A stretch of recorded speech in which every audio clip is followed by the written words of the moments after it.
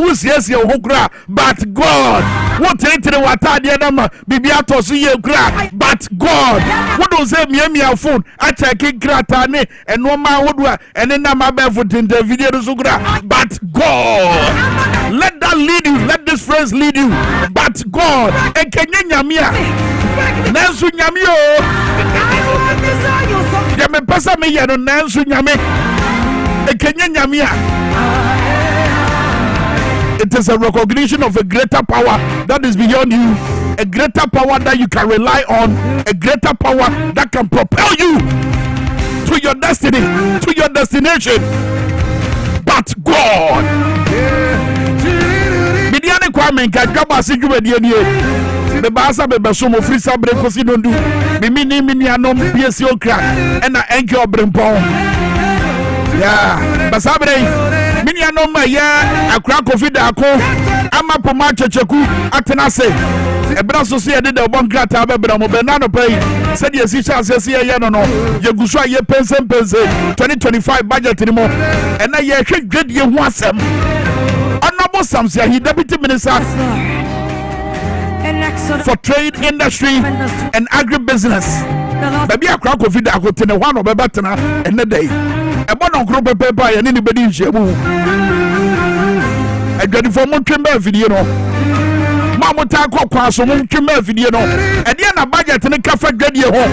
And if you didn't know home. Bibi Surukubi Koswa Ghana.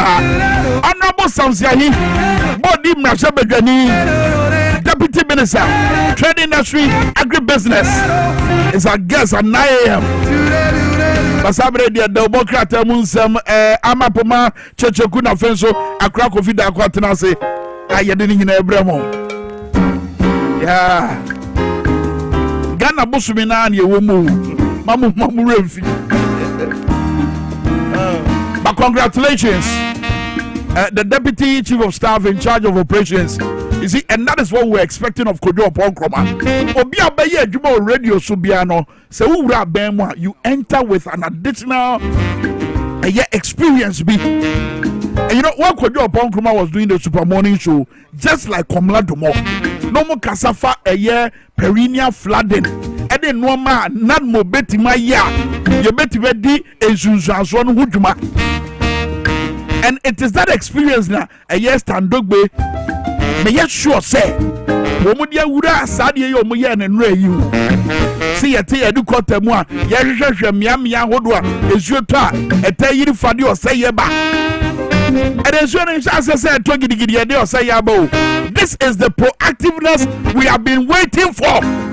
Some men tell more say your name. To one among Yabibi, you want to say.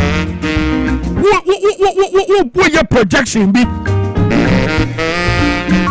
And yet, then come out one by your best day run community year. Then, no, maybe I be a coincidence, Massadiano, intimate Cosino, ya didn't dine a did ya chemo. A crab, I'm up on my aquaban, so be able to hear. Yeah, Nadia make us a crying and him mumbo to say, yeah. Yadia dear Swami. I cried to say. Kwame Nyamiadum. Kasongo. Kwame. Proactiveness. And 1 year. Kwame. Traman say. Oh, Nyano. Kwame. Adiade. Arahusem. Adadiane Mankasa. Amadin Rami Bona Mania. Madam Fobia, Kwame. Busumi Trim Yara. And a Mankasa Mikoja no Kowari. Namini no never Ghana and no free Ghana. Nemamu ya dingtino. Fishebi Sani no ni Ghana. And I can buy say or be worry. Inti can buy January, ending of January. Last month ya February yara and I can go worry. Kwam. Ken SNH free Ghana a year nano kwesi de yara. Nra can call. Okay. Okwasamando. Oh. Inti kwam. On said Nra alopaye kakra no hu mi biom. Yeah. Yeah. Yeah. And I mammy America. Oh, I don't tell what you might be saying. Yama Yako, and I was your phone in answer Yako. Wabra, ya drink can one, so you drink your mouth. Oh, yeah. And your back was so a double. A double, yeah. Wow. Many a be out the matching so. Or not so very ma on no ete. No so Sarah. Wow. Yamayako. Martininia. Yamayako. Kafra. Ama. Or the other one is Sammy. What the pania be what balloon? I did tap. I say fake pregnancy, no. Very day. I say fake pregnancy. When it does say BBC. Na yama breaking news. I didn't know. Yeah, I say. Anyways, you got the one crack anyone tentana. Yerenya kika no pay. Okay. Kwame ene mami fa daily graphic enfiase ne anopay. Na obeka ya bra na yere bontua wo maimu na His Excellency John Dramani Mahama ne NDC fo wori kekeka wonsem no ade ba ko kan o se Ghana fo yeto abama na a obeye ede amaye ni se ode Mahama case ebeba eye apomudin mu ehihai fufuru kura ode baba sabio nyarewa horo bi wo honoma ne kuno eye dinye papa beya abeko hospital no eye na edin anampo sika ode beko no beko ayare sabia na ya na edin nti o hye mbosi yeto abama na ode sanhyehyɛ no ebeba nua onyankropon yen adumti Mahama case no nua wo pa ho ntama na ne daily graphic ede aba ewanim ha nti ochom se Mahama case launched medical initiative to support cancer, kidney and heart patients.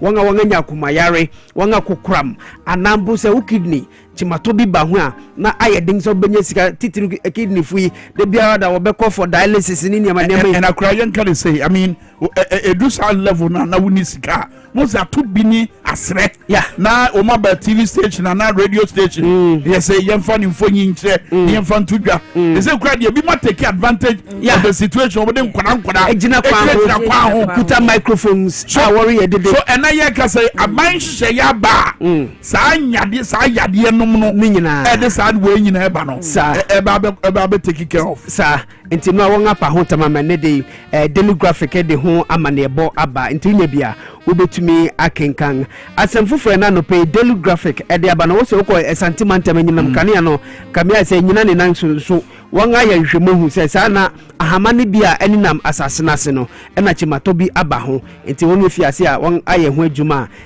sabre mu amwo sentimental ne nyina no wo se wo besiesie de amamo na akomabosika na no omanga na young photo samfo Dr. Kasiala to Forsen edikotu gwa no na PWC Ghana Price Waterhouse Coopers yeah opening oye wanga na musini oye panyimpa wo maimo eno o chirim se budget a wode aba no egwadifu a wo mo maimo no kabia say I responded to wo consensus one how ne ma bia irritate you ochim say yanga ko mabosika Dr. Kasiala to force dia ko to gwa no I responded to business community wo consensus no wow. Na say akomabosika no enidaso wom arwesemu wom enyinaso wom a egwadifo ebetimi di wongwa ewo maima bibia bekoso ye ede ama won enti sema Price Waterhouse Coopers for ede atugwa ai na no pe daily graphic ede ho amanebo eni safofra keka ho ode aba na no pe bi enen no so mo ne Ghana for wo enkra mountains wo ne miami ahodo so edi nkoma na mo ebisa sa question say you budget na die ne wo ma ede ma ho enti wankasa ne wo ma bebua no so na daily graphic ni nyina so aba ebiti say betting tax ya wonga yi efi so awu the ordinary Ghanaian na wo temi anaso wo hwɛ mi sabre bebua no ni nyina no ewo mu na no pe daily graphic de hu samaba amen yento aso bra kwa me na me fa the Ghanaian Times your krata na no pe me fe no empia no the Ghanaian Times no pe so de nsema hodo bebre no a ene de aba ne de obo krata no emu na nsem ni bia no pe Ghanaian Times e ka ho asem ye say Yera John Dramani Mahama ye Ghanaian mampanim na ne wo de atudwa o sinefo aduasa ya mpanifo de ato se wo se Ukraine Russia ntokwa no yedumgya no anase adwebre oba no ofo aso techire ya no pe the Ghanaian Times your krata no e de mo nsem bia ba no ne ambassadors ne bi yo ma bepie mu Ghana ha edin kita wo abra omode omo credentials ne ade bre no eno nkomo twetwe mu na sansem ne pie mu a ono nso ede na adwene etudwa wo sa adwumadi na sem na yeto aso okrata akroye mu a obo amane o se key nuclear regulatory expert a wo mo Ghana ha ene dodo no eje adwuma ne ho akọ eye amnane akọ akọpe eye adodode wo ho enti anope wo krata ne fa ye toso edumienu a na ho no wode sa ensem nyina no wode aba betudwa wo chese safo yanke enim se adwuma no mo nim so ya ebetumi age wo madwenkyere ene enema hodo na boa ema safa mu no ne emetumi akoyie no ene wo mo so kope eja kakra Eddie Abehifi into Omoja Jumana, Otilo, Omo Equa, no so once man of paying. The Ghanaian Times, Eddie Mwasimbiaba. Now, Reverend Anasapon, and on also Case, a private sector investment, a name, a choir was set, Uncle Cra, Etimi, a Boadu Musica, a piano, a Yamahu Domane Conkaino. My emphasis process who be anti Chichi, almost any panel, a baffin, Kofaha now to so way, and a bemu bean. Boss who Channel na tintin boss no so to kwan chese chiso ko hu we na hu we and na brofocus on friend bureaucracy chese wadodo nti osimo mo fasa ne matintin ne meyi afi because you hear private sector investment so se beboa amane ma and can be in a business for na wa call registrar general na ye to no sawram sa oni akono de ho esu ni amemfe aka ze ni mama nko o ma bi ti se togwa no e bi e ho de me pa me o ya bonsa no ya na ni ma ne doso enti eno ye nsema no pay the worker at the Ghanaian Times afoforo bi ka ho na no pay o de bai I like that Kwame Minkah the Hawk newspaper and Triasona no pay na the Hawk newspaper ni nsema o de abano o say NDC kills e-levy betting tax NPP in panic mode na embra ni yenya dia koto brache be fie de because as of around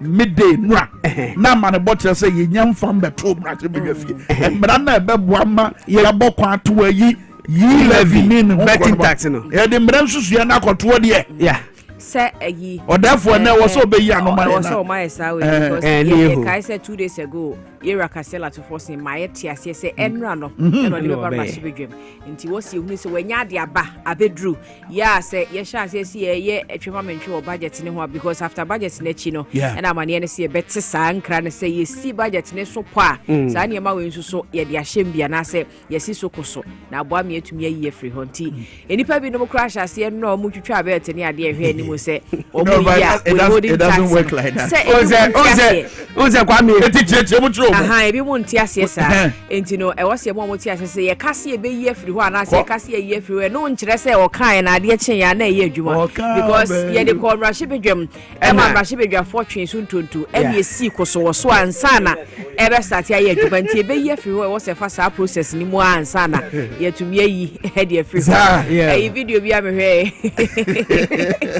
also bi I say ube yi levy afiri ho nka so buy no kase we have afoba we will now no ye it's a process it's a process okay be ye free no just ade chen ya na ye free so there be yes and I want say brana kasongo fu no wo ho no and na ka yeah right more right right since I want to the left no more right right and this you were left sir left near socialist and a right near capitalist. Okay. It's like socialist require capitalism require change. Eti o so omo de omo ka sema omo nko mrahye bigwe na say but o say ndisi fu edim raso ntino ntina fe da kofe wo kwal anyway come eti mami just with the hawk mo chem say Mahama goes all in all jobs tax cuts and infrastructure drops 50 billion Ghana cedis to reset Ghana and no pay the Hawk newspaper the say but na good afo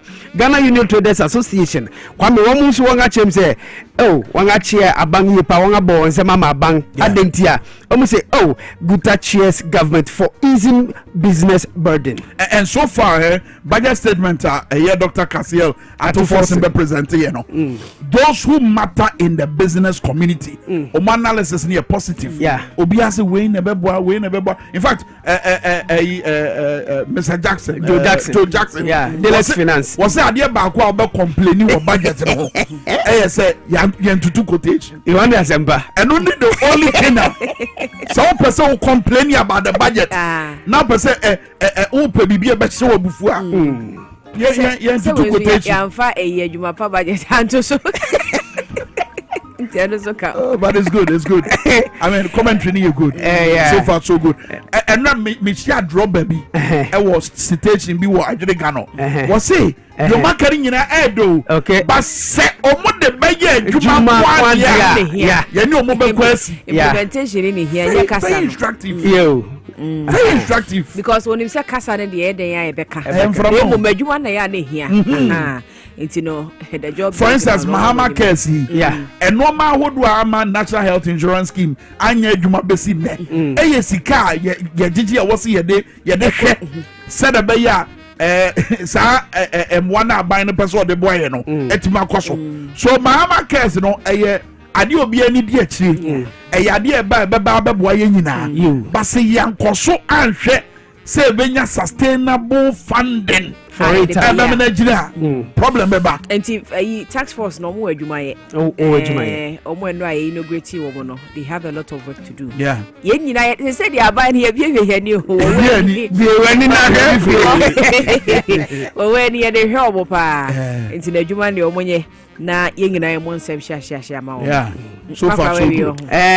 Sticker Stephen Amwa Black Chinese. And I reach him say kwanga atu forcing so present budget no. Monza Mastica. This is the only member of the minority I can whatever come for to forcing in such a manner. Was a commending on. Even before cry ever started no say onim say or a competent adwuma no betumi aye until hope say obeti bibi the real state of the economy. So I'm sure say the kind ye why dear them say one in no say okay uninspiring budget no. It's quite interesting. Matese ko job pon kroma and so account baby say information mo ye bra no mo abem no ma NDC nye bi enti no mani abresa no so say sa ne botaye ne dia but sometimes more in a bit too ensure say botaye ne bebe mu no enya some mistakes ni bi no na fe kwa de mo sa we mo say did it because say ya in this case, kind of say na actually say one yen saying because what's a one but also candidate and I didn't pass will be year free. No one now will be year free. Not will be year free. In this case, also say catch and said ye be ya. Then if ever no hoswa not on fa dear him with your hin on fa.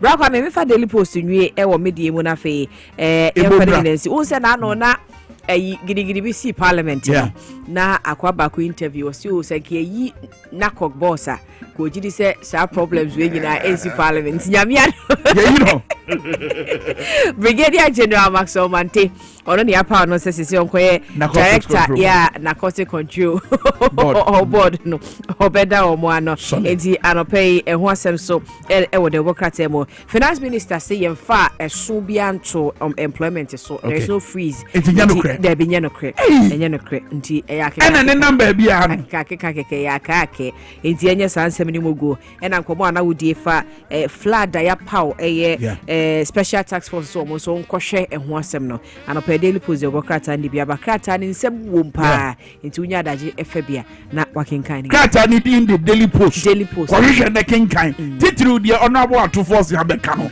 say ye de tabo ato ayi abaya dwuma so say ye ntumi mfa dwuma no nye no kre all right akura sasa me that's why yakoate akra kofi dako ama poma checheku ana to onka wa bro de ifoni kase e bra yen abrante na wa sha atade blue no I ready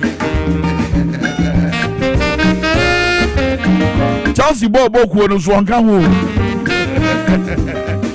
ono de Chelsea here Chelsea dey plan me agudi e won some dey e hotel atrase ye the passports ebramo live on Power FM and a TVXYZ ebra no corporate we dey saniguma ani enkwai ma chen so alright bro Kwame Ase say we bie kwan say me fa gudi ensem no fa mbra ne e berem na onim say no Champions League course na say Real Madrid for no isi ano confirmation ya confirm you drew na Madrid e su say ba Champions League eba Ghana Football Association so a isi ano ye president Keto Kreku we nya promotion ewo the CAF ESCO membership num ahun so ye de hun say mebra sanso na Samiku for so the nsam atudwa efa Jemikaga or say AFCON no ehun hia ema African players no ono so Samiku for to 2 bia ma no pan e be rem na de hun sam nyina e de abroba and the Europa League ba so Chelsea ejina ko no sanso na Conference League and so ba so ni nyina e be rem na de hun sam nyina etumi e de abra Roger Emmanuel the sports monarch ela kojo fosifan de omo ana moye producers na no pay omo de ensem no amamia me de meso me beje eye me samba enso me di no e de ebo Taylor yen hye ensem na se na yenko eye Ghana Football Association President Kurt Simeon Okreku Endra na omo wurem e wo Morocco ho na eye Congress kese pa etumi ekọ so enso ho ni nyina no na omo hwe anim se eye CAF Executive eye Council no ometumi enya new members a ometumi arane eye new eye tema 2025 to 2029 tema eno nso ho no na unim se Kurt Okreku na nembre aso se executive councilor na se executive committee a eno ewo CAF no nso obetumi aka ho bi na Endra na officially Kurt Simeon Okreku omutumi ebon din se ono nso eka membership a ewo CAF no na onim se Kurt Okreku wa be executive member ewo CAF no wotumi ama nipa bia ono nso no omutumi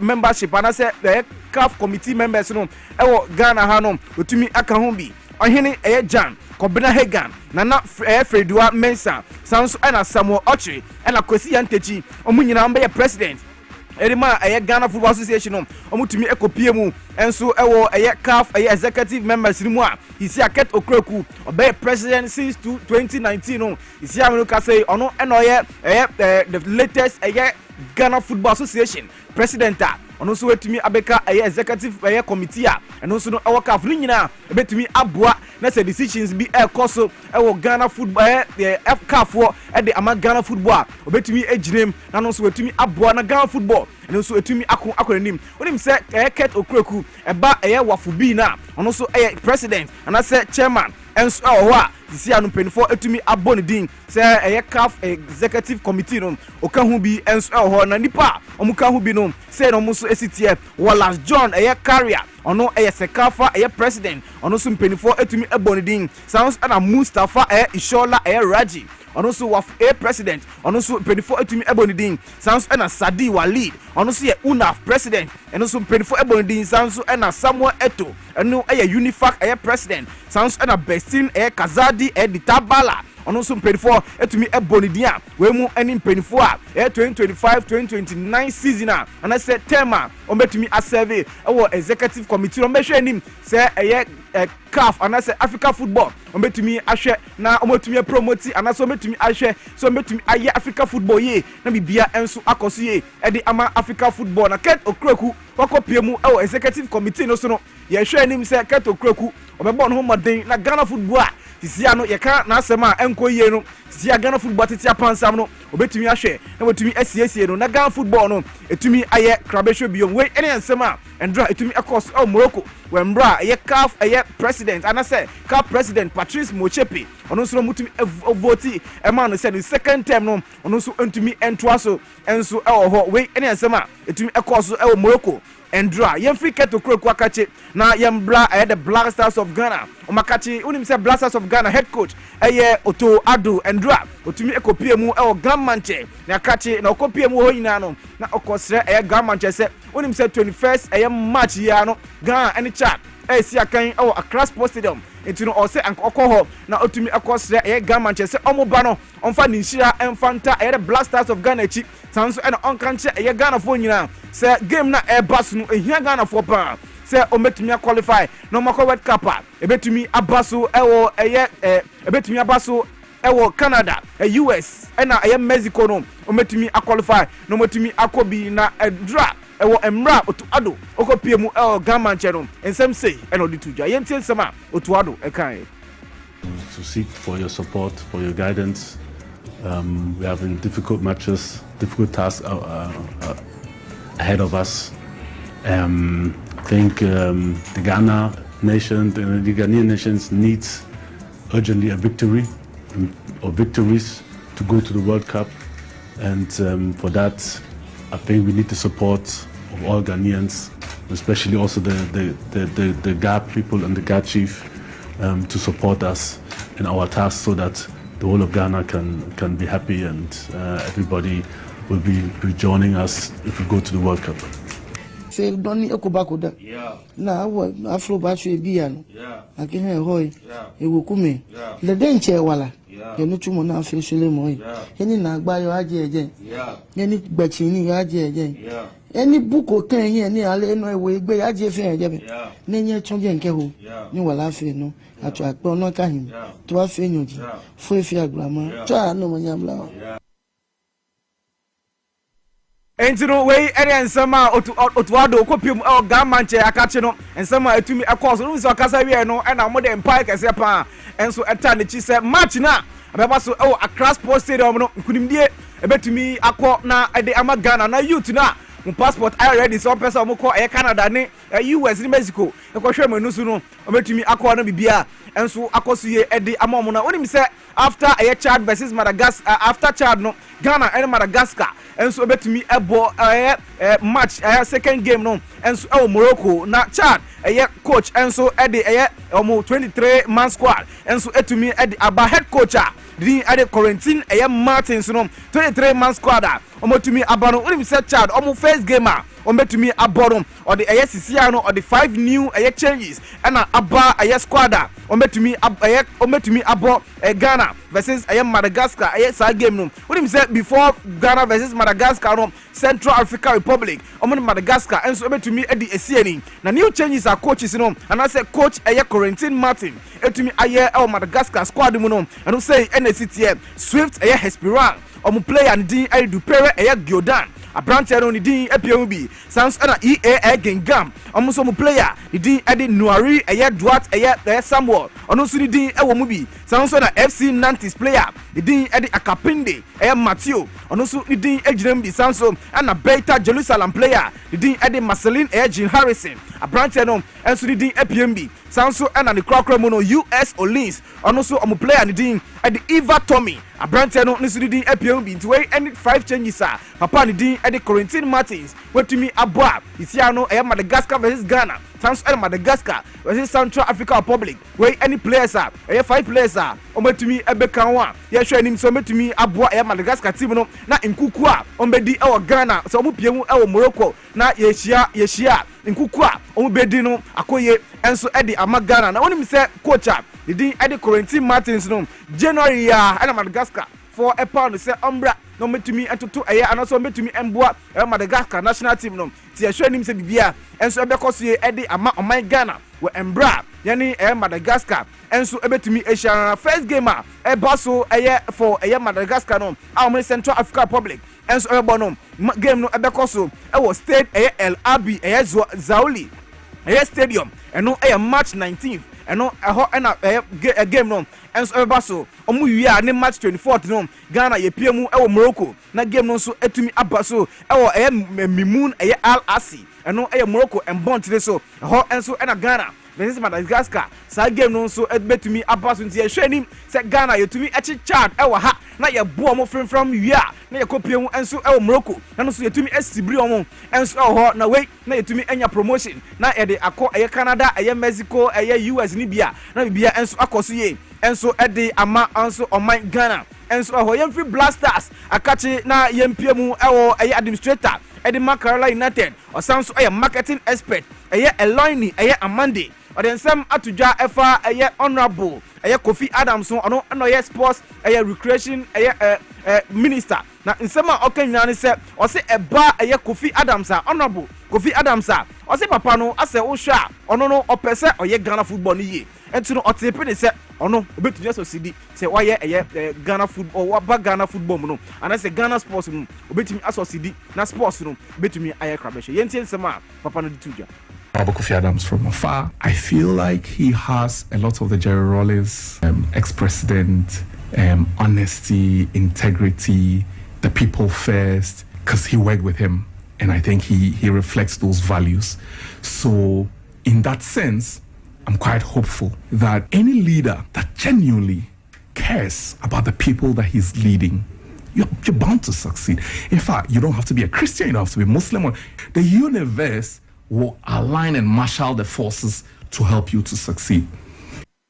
And you know, we some administrator at the Makarala United and a marketing expert aligning on Monday. On also sama or there to be an showing him say Honorable Kofi Adams wabe take over as sports and recreation minister no obesha say Ghana football no and I say Ghana sports no bibia enso ebeko sie ede ama Ghana sports na onim se ye kan sports minister ho sensem no bibia na ye hwe pa National Sports Authority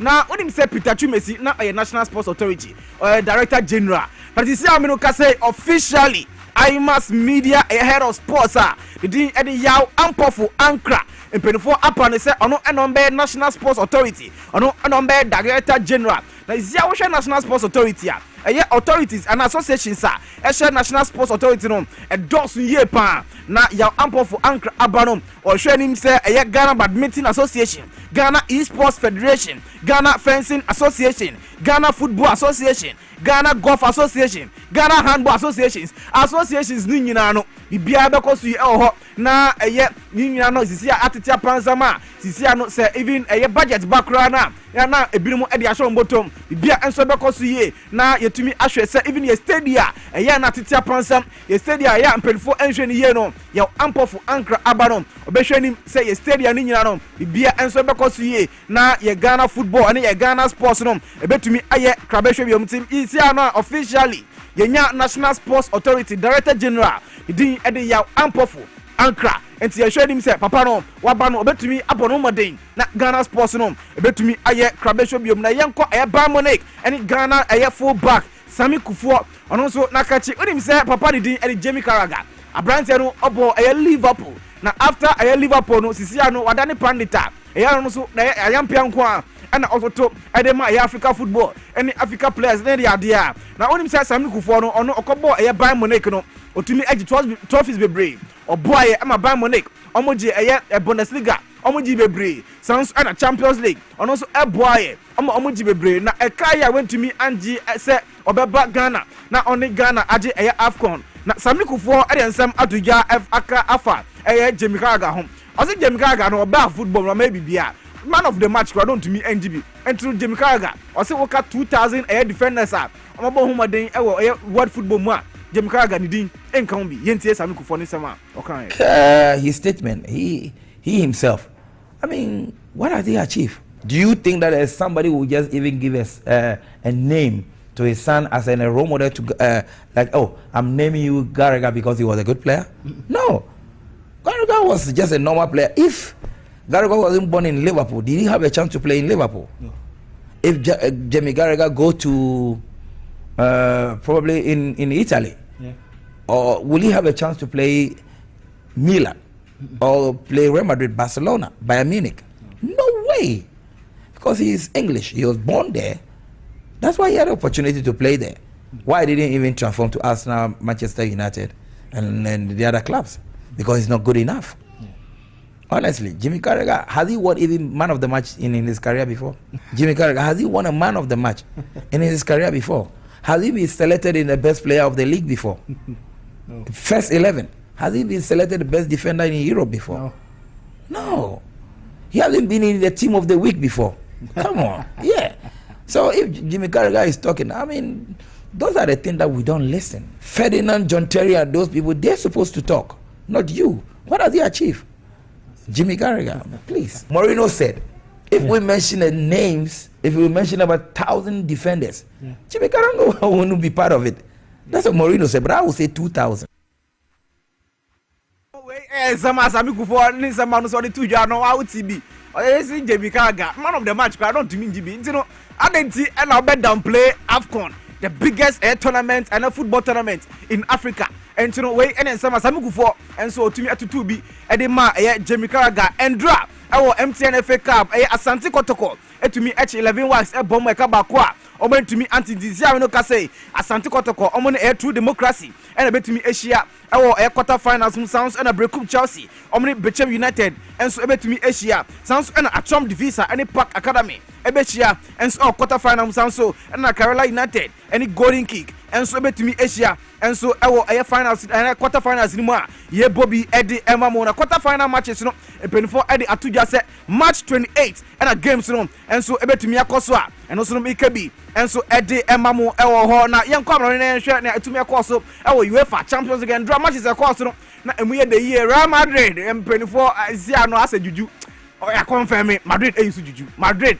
Zia no omo chance say ye ko Champions League he hu so mo chante na games na e course no Real Madrid atina ho e ma Atletico Madrid e bom e ka ba ko a o mantumi ant aggregate no e 2-2 na penalties na ye ko ye no e na ye Real Madrid e chi ye Atletico e bom e ka enan a o mutumi eti mu mienu sanso e na Borussia Dortmund enso e chi Lille enso e bom e ka mienu a o mutumi eti mu bako e Arsenal and PSV enso etumi e bo 2-2 draw aggregate no e 9-3 in favor of Arsenal enso ho ntisia no yerem na yerem e round 16 mu and I say quarter finals no mu dia hisia no Real Madrid omni Arsenal de be hia Barcelona and Dortmund enso e sanso e na PSG omso omni Aston Villa enso e na betumi hia sanso e na Inter Milan enso e Bayern Munich enso e na be hia quarter finals and also no ye bombi e de emamo na and drama gisa e course no Jude Bellingham after the game of the 77 e to giant some Jude Bellingham e de tuja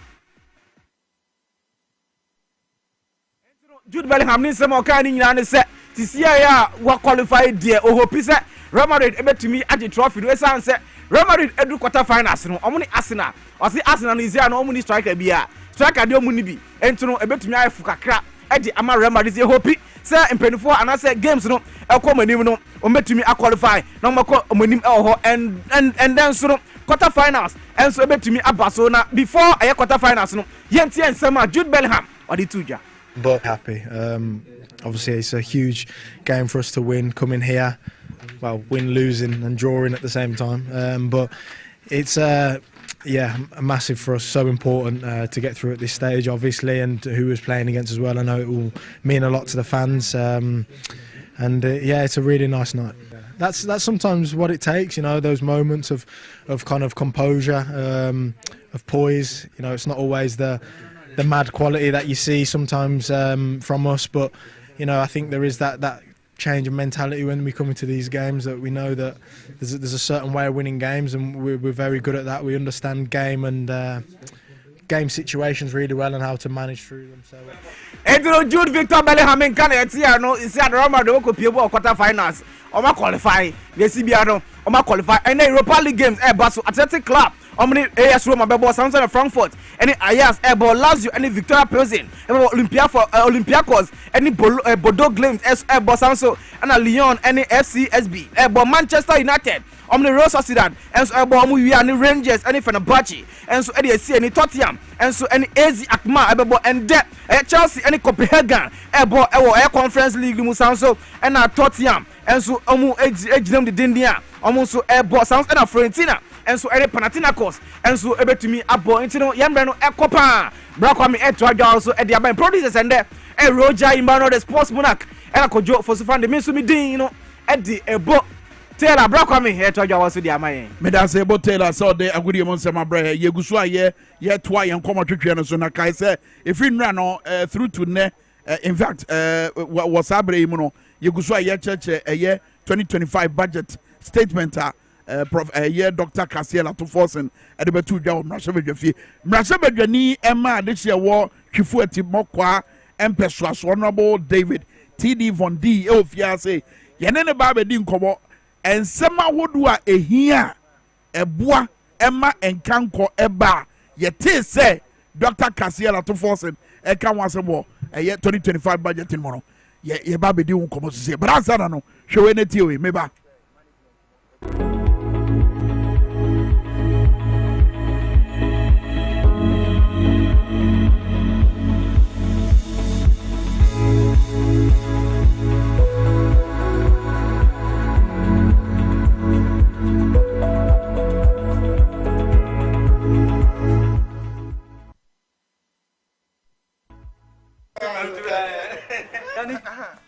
Mesi menana no aguru basa abi brabro tibedu emle no na ma premaye. As for me, I take very good care of my grandkids. Ye di agro na ye sa eduru mre bi kra na me ba no timede omo be gumi so weekend no. Hey, womle memre. Hey, anu ntina me ka kire o say ya no medi garlic capsules. Poso nyina ebesisi so kama.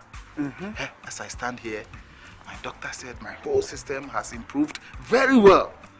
Medi garlic capsules. Yes, Medi garlic capsules. Oh, sa na te pa dia. Medimosis garlic capsules. Boa mamoja di nipadua mu efru sani ye na esiesie oba ne barima ma hona woden. Ubenya edroyi bi ato omanyimu pharmacy store frey wo 050-349-4885. Edroyi enya mamofra enye ndi fie dumienu. Apemfo ene emma emanofo. Medimosis wunni how FDA ajidwe di nkra to ye ato. Ntitiasie no meneme kunu eware wo odro ene asumdwe kwanso yawo we na chi no mene kwachu ba hotel pop pebi say be sepeo. What a team for so crown na maye bibia wo nyankopon nsem ekoba ne san me kunu antina se eduro botum wajo eye edek SM bitters wa eni gia befi we na me de yempaibo edek SM bitters timase mama me sa wa warem enije bewie opaya na sa wumpam agrodie adaye akwana na ye kamfo edek SM bitters Mrs. Wa oyemiyo nyina monome no okọ one time edek SM bitters where the yes mama oba wa fa yefunu ene oba oma ne ba enufu enumbi wo ye bema na wonya 18 na wontumi enum FDA agi edwadie nkatoi SHS 1213 admissions have started at St. Andrews Senior High School, and I have good news. Have you finished PEC and not been placed in a school of your choice? Do you want to rewrite your WASI? Have you been posted far from home?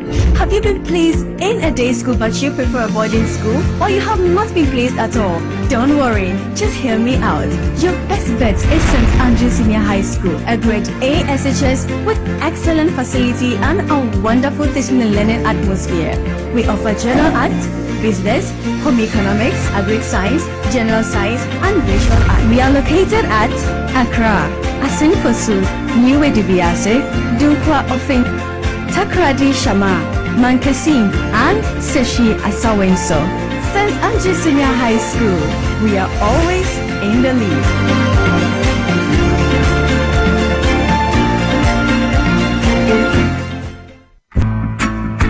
Wa fish sama you na we e mema ni hu se ye ka no wasam o ka sa papa kesi ya no ba ha na ne nasa atata ya o ka sa no de nsa katana no no ame but we de ne say sa papa no mate de mo kan nyina Spanish garlic mixture ene ne capsules adawroma ena mama pomudire sa no wow why you nice and kasa Spanish garlic mixture ene ne capsules eni ama why you kama pa eboa mo boje dia frusani wo nipadua no mu na aboa sisasabro awotutuo hypertension ete cholesterol so obi o taadwo so antentem pa gas gina wo yam ema akura amane amuhunu ma fichi kromo nyina atuatwa obi akura wadware wie no afa na ne ho ye ne hene enti asono Spanish ginkgo capsules ana Spanish ginkgo eno de ye nnuanu nura watwe free ginkgo biloba ene soya oil mu ema wadwemo so da ho Martin so say yesi eye anti-aging and ma good retentive memory na ye to ne hene Antec Herbal Center for ene ayi enye na pharmacies chemical herbal shops eno an sam wofre 0266 11 41 11 apemfu abato mo manufo no kwada wo ne mfedum yenu enka ho FDA agi edwedie nkrato yi atum ha haka wo dia sam luko faso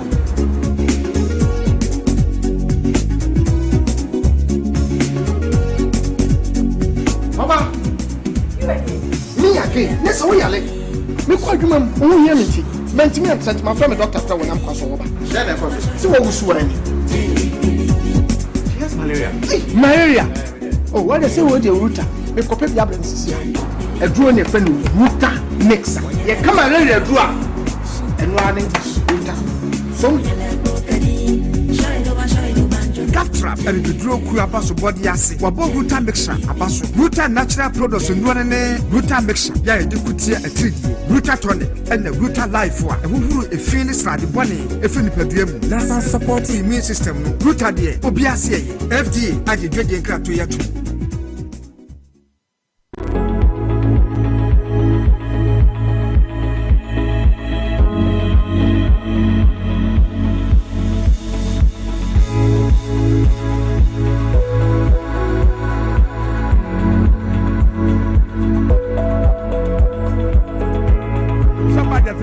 Sadia no eyan esika ye de behye disaster prevention and disaster management ho abuja TV so is at near so power 97.9 said me kind of budget statement na call so nanu ya no and yegu so aye pense mu na fenso encheche mu ahodon so ye de bremo honorable David T.D. Von D ya wono August 2 to 1978 brasha bedwania wojina mu den wakoma paso ne ahobrase so edema adehia wotwefo etimokwa empeswa so na me sure say as a businessman and a politician no e bra ne kan budget no de hu sem e do hu say me na me nam ho no odo ye wache mo akwa aba me je so menua bibia boko de erade hu ye mobo ampa ye hu ye na twifu etimokwa atesai twifu etimokwa ye beko nyoma akoyie o twifu etimokwa nyame adom His Excellency John Dramani Mahama ne futu samfo ato force. That's right. Oyemi amebra penny wama yate de and nti amaga na adwo from eniji a wokro mu no so na nyame ne adana se twefo timokwa de nyame adom ye ho ye. Yeah. I think say some few days ago no na ye wo power fluctuations kakra nyame adom endra mene sekania no ne nyina na so na it was a cable power no nanke your Africa Cape Coast direct. Yeah. But there was some kakra na fosufu on so die ni adinti am say na load no doors so voltage no so do tini dundum kania eduma na so sometimes so na it was also something got to do with ankania ahomano baby enamo ba no yeah ni ana enwura gugugu so ni ade enti ye koshe ashampem eno so na nye badanyame atom endra yetimi dia backup cause back aye bribia mana fefefe timi no kase nyame adom light ne tina so enye problem bia o very well and mamena my manager na say my friend ne dey nkomo no directions am the man nyina no oya ne pepepe nti ama yanya ahotoso yeah eno ne friend na mambuo papa enya mambu a eye for asam kono ho amambu eye mambu a eye ahobrase His Excellency John Dramani Mahama so wodi na chia you have no other choice than to be humble because onipa nankasa no you know he's an epitome of ahobrase no of ahobrase of love for country say you do your mind into no ye den a agisa wo bra ho ase na wo do wo mind. That's right. That is who His Excellency John Dramani Mahama is. And inti nyame adom sa problem no efri ho very well ye nyame ase twefo timo kwa man so ye da wo mas ye nya bo twefo timo kwa ansem isu de ene mame sha ase efri ho budget no sa wutie emu nsema wo mpeso asofo no wo hu omu wo budget nim ye hu omu bebre wo budget nim wo hu sa me mpeso aso no so wo hwe edwuma ye ho a kamia ye say 81% aye kwi adwuma ana ye wo woni a aye teacher fo wom ye wo a doctor fo ni nurse fo wom ana ye wo school fo wom ani ade enti adwuma editintima wo ho pa no aye kwi ayo yeah and so wonya budget a edi kwi ayo abaye adwuma aye budget papa ma o so wonya budget a edi school ko edi abegina mpempensu a sabi mpredua sasa wote se meme ma menem papa o manyo mba bi ko ya no mutie kurasi tu na wo mma eku school a wonso obanya hotoyem na wanya ne da so se daachi bi dia osikaniba atimi ya no wanso ba ebetimi aye ente ya budget ya di na asem awrade twefotimo kwa ye hu budget no pa ma meka bi nchira okay answer na budget nimpo beba no na His Excellency John Dramani Mahama, the President of the Republic of Ghana, aba Cape Coast Obadiah Ase say oda Cape Coast and East Central Region Maya say to aba man sa or the two just say a free Cape Coast a dey kwatfo praso empatem no in fact a yade dana kuma so a obeyi sa kwa no 2016 answer na His Excellency John Dramani Mahama be fra ban mu no na wɔn de saa kwan na ma contract wɔn ahyɛ ase a wɔn yi kwan. Yeah. But His Excellency Akufo-Addo ne nkurɔfoɔ ne baayɛ no contract na wɔn twɛn mu. Ntakwa ne sɛ yɛ pɔtɔɔ a mene wo kasa yi every Cape Coast di kɔtwefo pra so no ɛnyɛ koraa. But I would say yɛwɔ a tourist site bi nso wɔ ɛyɛ your friend is saying wofiri Dwokwa na wokɔ anim kakra mfom area hɔ no ɛhɔ na Kakum National Park na wɔ. Nti there is this tourist site crowd wɔ hɔ ɛkwan na asɛ His Excellency John Dramani Mahama hyɛ yɛ bɔ sɛ wɔbɛyi kwan no. In fact wɔsi wɔn instruct road minister sɛ ɔnyɛ ho nhyehyɛeɛ na and sorry. So that is part of the budget. That's right. Ami enya ni da so. Menua. But edie ne ma enedie no eye sonko eche nanu bi because nanu bi no ye taibo akwan ahodo din. Ye bon so a mama typical example. So am interchange mrache bedwafie okọ records wa be hu. Onse na say akra speaker ka say budget ya be kra se ni nyina no. Wo de be ba begu ba bia obi akọhwe se de ni nyina sitie. Obi pe age chi no betwa akọhwe. Free 2018 and ye catch swami interchange kanya na say aye beto abaya na ye say ye bibi nya say bi krabo ye what's the guarantee say sabra ya bokwan we asem so e budget no it will not suffer the same fate. You see say promise ba ana budget ba nipa no a wo kan asem no ese say wo hwe nipa ne su ni ne ban na wo de atoto de wo ka ho say so ebeye ye ana His Excellency John Dramani Mahama anya we ye edikan wa be president ni o wa be president ni be da na wo be bisa ho se so bo she bra no ye president no o ye ya na o ka so obesi day schools o si ana we nsi e bra ni e fra ba within 4 years no na we see 73 schools day school brand new schools more than 40 of them were operationalized. Yeah. Na nkwala ko school oriaze onipa we no ka se wo besi market amakuma asefo wo be fra ban mu no esi kejetia market bi ni West Africa. This is a man we are talking about.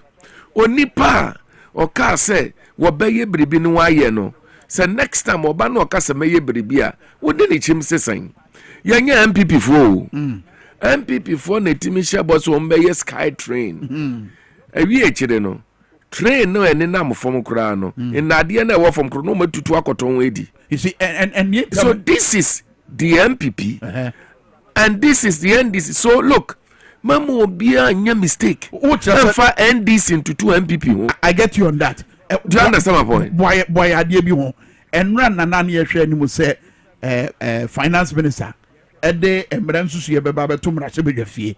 For instance, ade fa e-levy ne COVID 2 ya mose mu twemu yi. Ya kasa mran susu ya kire sen. As in bill and as okay. Yeah, mran susu ya bill. Enti onya de beto ho. Yes, of course. I mean, those things are working. Why yeah, and yeah, dear on yeah. And oh, mania. We will take care of all that. Share. Not well, Edaho. Okay.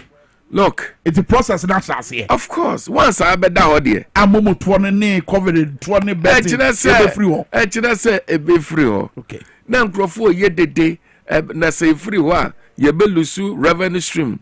Ebe ye deni and ye sikadi asheho. But on Atu Forsen, Dr. Atu Forsen, a very intelligent guy. Very, very smart and very intelligent. You know, he's like a brother to me. And you know, we talk. You look at the guy's reasoning capacity is unbelievable. When him sebra na or ye fra bemu 2016 na se tekbe any Atu Forsen. Aye bribia or mo ye tax refund. Say companies etwa wo mutuo VAT ne de keka ho a ye encourage wo mu say wo mu ntua and it's wo mutua na say wo mutua ni ya wo ba meet tax obligation you know na we tua no afi so a ye be yi mu 6% near the amount back. That's right. But MPP before buy no the omu de ya so wo mu we ye wo ba num wo ma fa anya de SSC ye de ye. Wow. Oreazie. Wow. Enti yare no na sa sika no sika ye send kwa.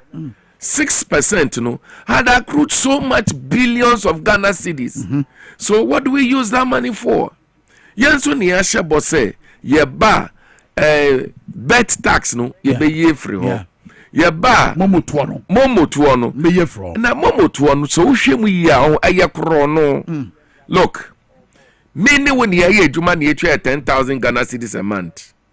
Ana me koto petrol gu me car mu no. Me yes 10,000 no. Ya titi tuo nyina free mu no. Ana aka 10,000 no. Me di koto petrol na mum no. Me di mi phone na me di tria petrol no ka. Ana ye age me tuo. Me mo ko bank ko yi usika wo di physical cash no. E di ko tria petrol no. Anu ya anyi wo tuo. Enu no say discriminatory. No. Number 2. Essence wanya yi tax no. Every sika no so ansa na wo twa meka. Na dia aka ne 100 million no. Unya age me tuo wo sa sika no so bi mu a aye double taxation.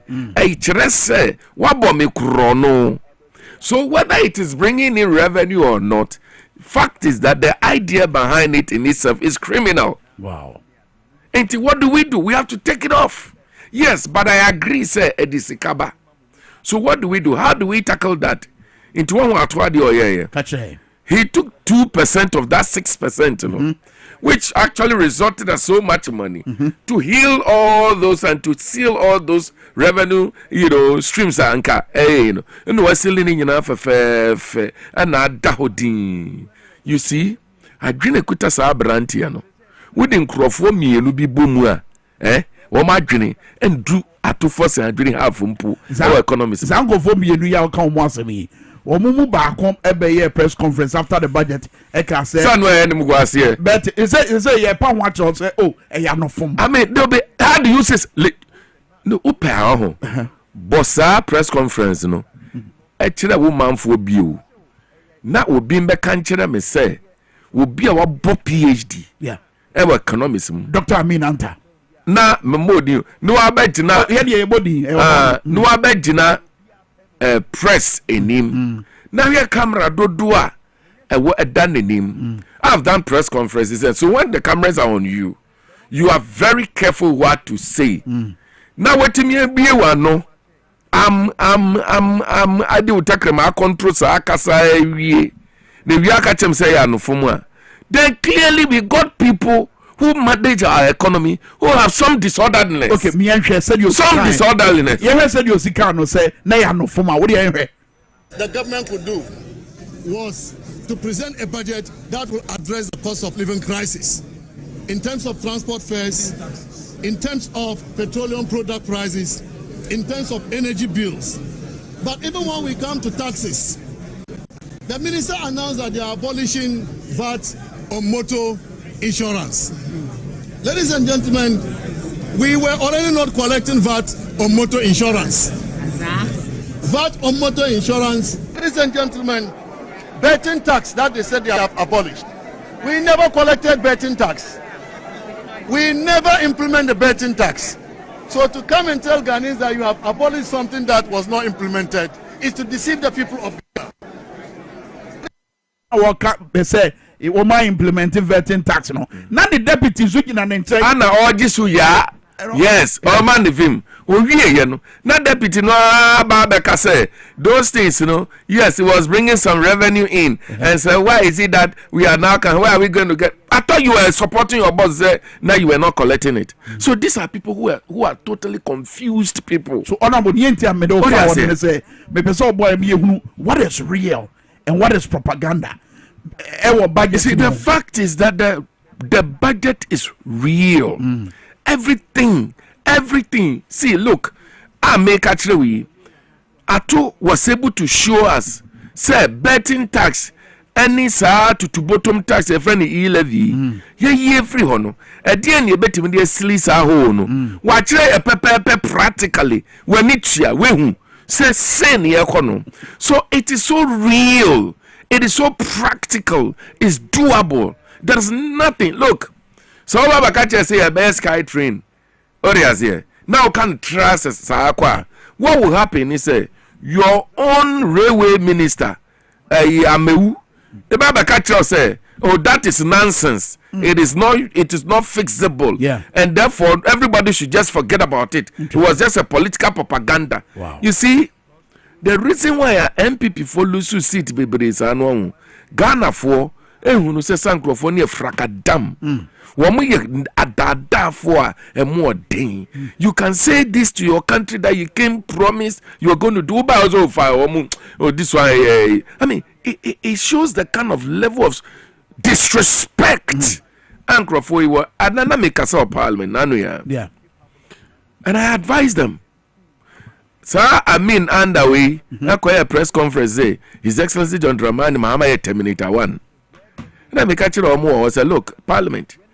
They aren't seen anything yet. One pualo gudam. That's right. One was asking $11 million. No. Yeah. So they will be terminated. 12 and 11. Almost $12 million. Yeah. They will be terminated. And I make a chiro almost say the only thing they have left, and they say that's just an advice. They should get penny for and call your mama ho. Sika we ano. With the Sikani Yana command din boss, ye dear yes row, facha ye why. Now in a company, your mama said that kuma ye. No afis Sikani Jacko Gugana footum. Now we call baby. Some now kind of man for us adring. Eco CVP to say, I suggest and say John Mahama at the bonnet chair. Would it be Brenner? No, you see, Sikana or maybe ano. Such monies, you can keep some of them in polytanks. No one show go so. Na some crophobic year, wape it's national security phobia kuku. You know, it's possible so between the BSC or polytankum. A big crown the ayatitine say, a beam crack to tokro or mufia no mudi BSC womb. Such money, when you put it in a bank, it will be easily traced. What they are here. So what I'm saying to them, they say, find a way. Look, me. Find a way and do what? Okay, listen. But is that the right approach? Hold on. Find a way. Na fesikano. We no. Fuck back the. But you know it doesn't work that way. Hold on. Me, Honorable David Von D. See a bet me enya sika and crofo we ye 60%. Now one be volunteer di bebano. Ye be ka kire say caution wo say man ye biom o kira man ye biom. Ni e benya sika no a. E be bua Ghana me akoyenim. Say ye be jeli o mu no o makọ free. E your mind ni sika. Which is na make no mebo e your it is no what ye futu a President Mahama de ma deputy ministers no. O ye mo mu so aye. Wo say o mind sika your mind sika. Exactly. I am grand sika. It is obi afa kwatiri kwa so. Afọ mind sika sa ye dey yes. O me na da no mo fa manza. O mo de be wi na de me ho ni enye o mo. Listen. It is important say look so we share sika ashri Ghana. Look at the borrowing alone. Over 721 billion. That's money. Oya revenue nka ho. Eto a ye gigi na nka ho. All our royalties ni ade nka ho. These are the kind of money Abeka Akufo-Addo ni ba omi answer. Point is this. What exactly can you point to? See this sika we here. The suggestion is that it is with them. I'll give you a typical example. Okay, sa wo Northern Regional Deputy Chairperson, Yeah. Or say Sanarugu. Or say COVID money no market over $3 billion no. Wa mu chiche. No nukura nya 1 billion old cedis. Or no or a parliamentary candidate. No say sika no nya. What it means is that sika no ma chiche equita won. They have it. So I am saying that they should bring it back. Look, some of them, they are so wicked. Achim mafia way. So what you now jailino, no woo, that's the kind of car a man in ma and in another amokromopo. Wow. I'm telling you, these are some of the things that they do. People who are so wicked will be our babemono. wosu baby a wedu wenyi edri no ono on be pesika mfa nyehwe but ebi echire no ye nyina hu obi a ni ye di sika edi ma president mu a odi ni nsamienu ebe so mu bribe na nipa na ji kra no odi echira wo je. This is the kind of people we are talking about. I'm saying to you, say, they have the money.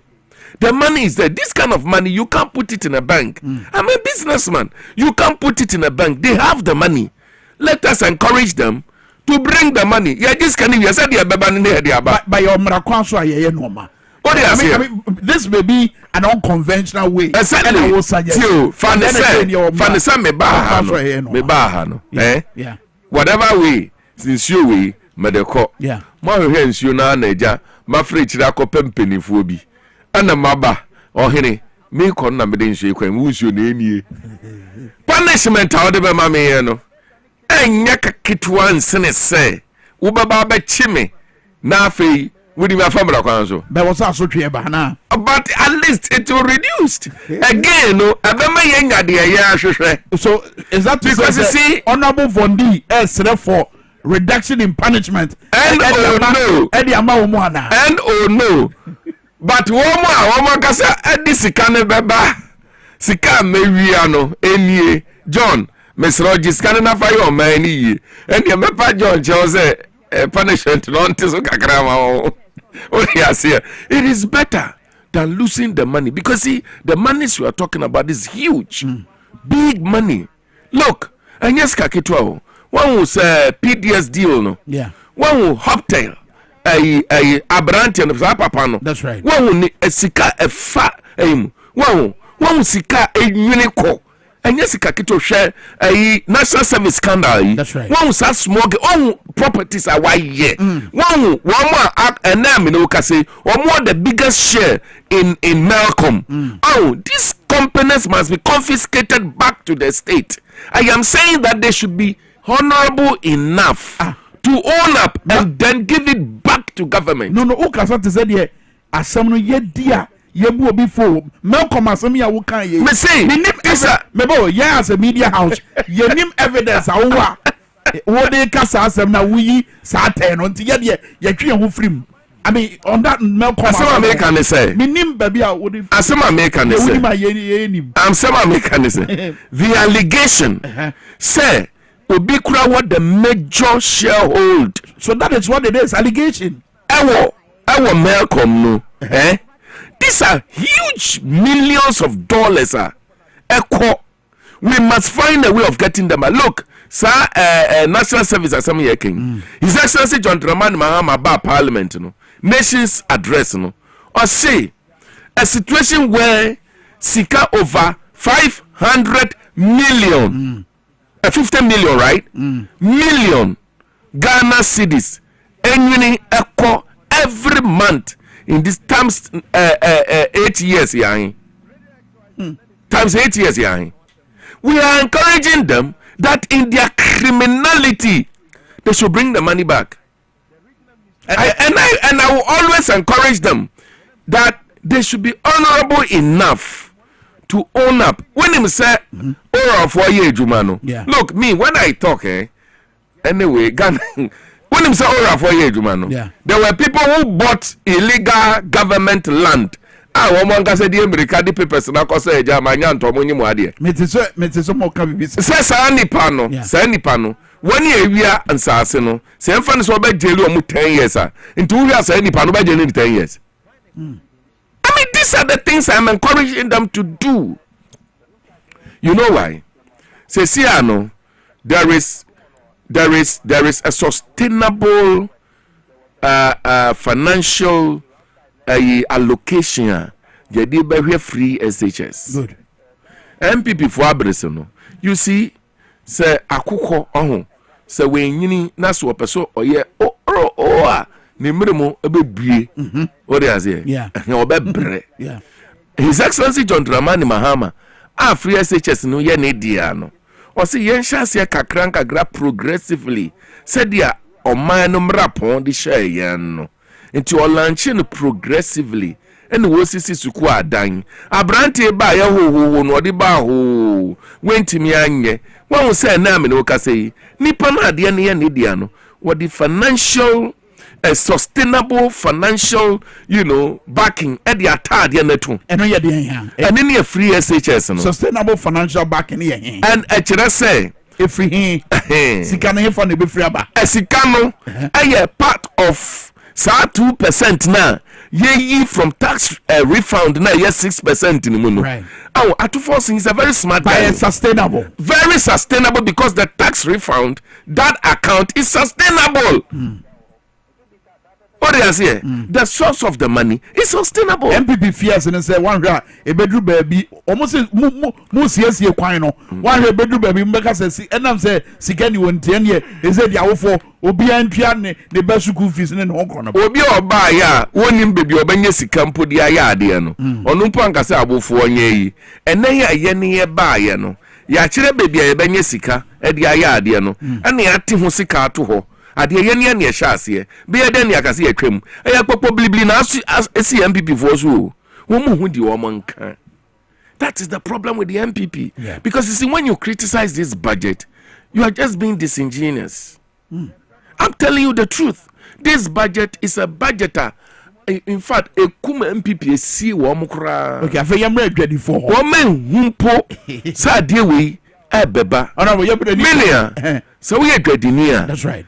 When him say NHIS asema yekin yeah account we adwadinia when him say sa your friend is saying tutumbotum taxi when him say account we adwadinia when him say your friend is saying betting taxi account oh wow yes betting yes when him indirectly okay account kwabeso indirectly account what do you say look anintino sa to na uhwa ato forcing sesi a woyi ni nyina free ho no de akire ne se sa wokofa nneoma abeton a sa wo nneoma na wafa no anka obetuatua to bebre no eno so e free ho. There was something VAT on one item bisa we free ho. Okay. It's directly affecting adwadifoɔ.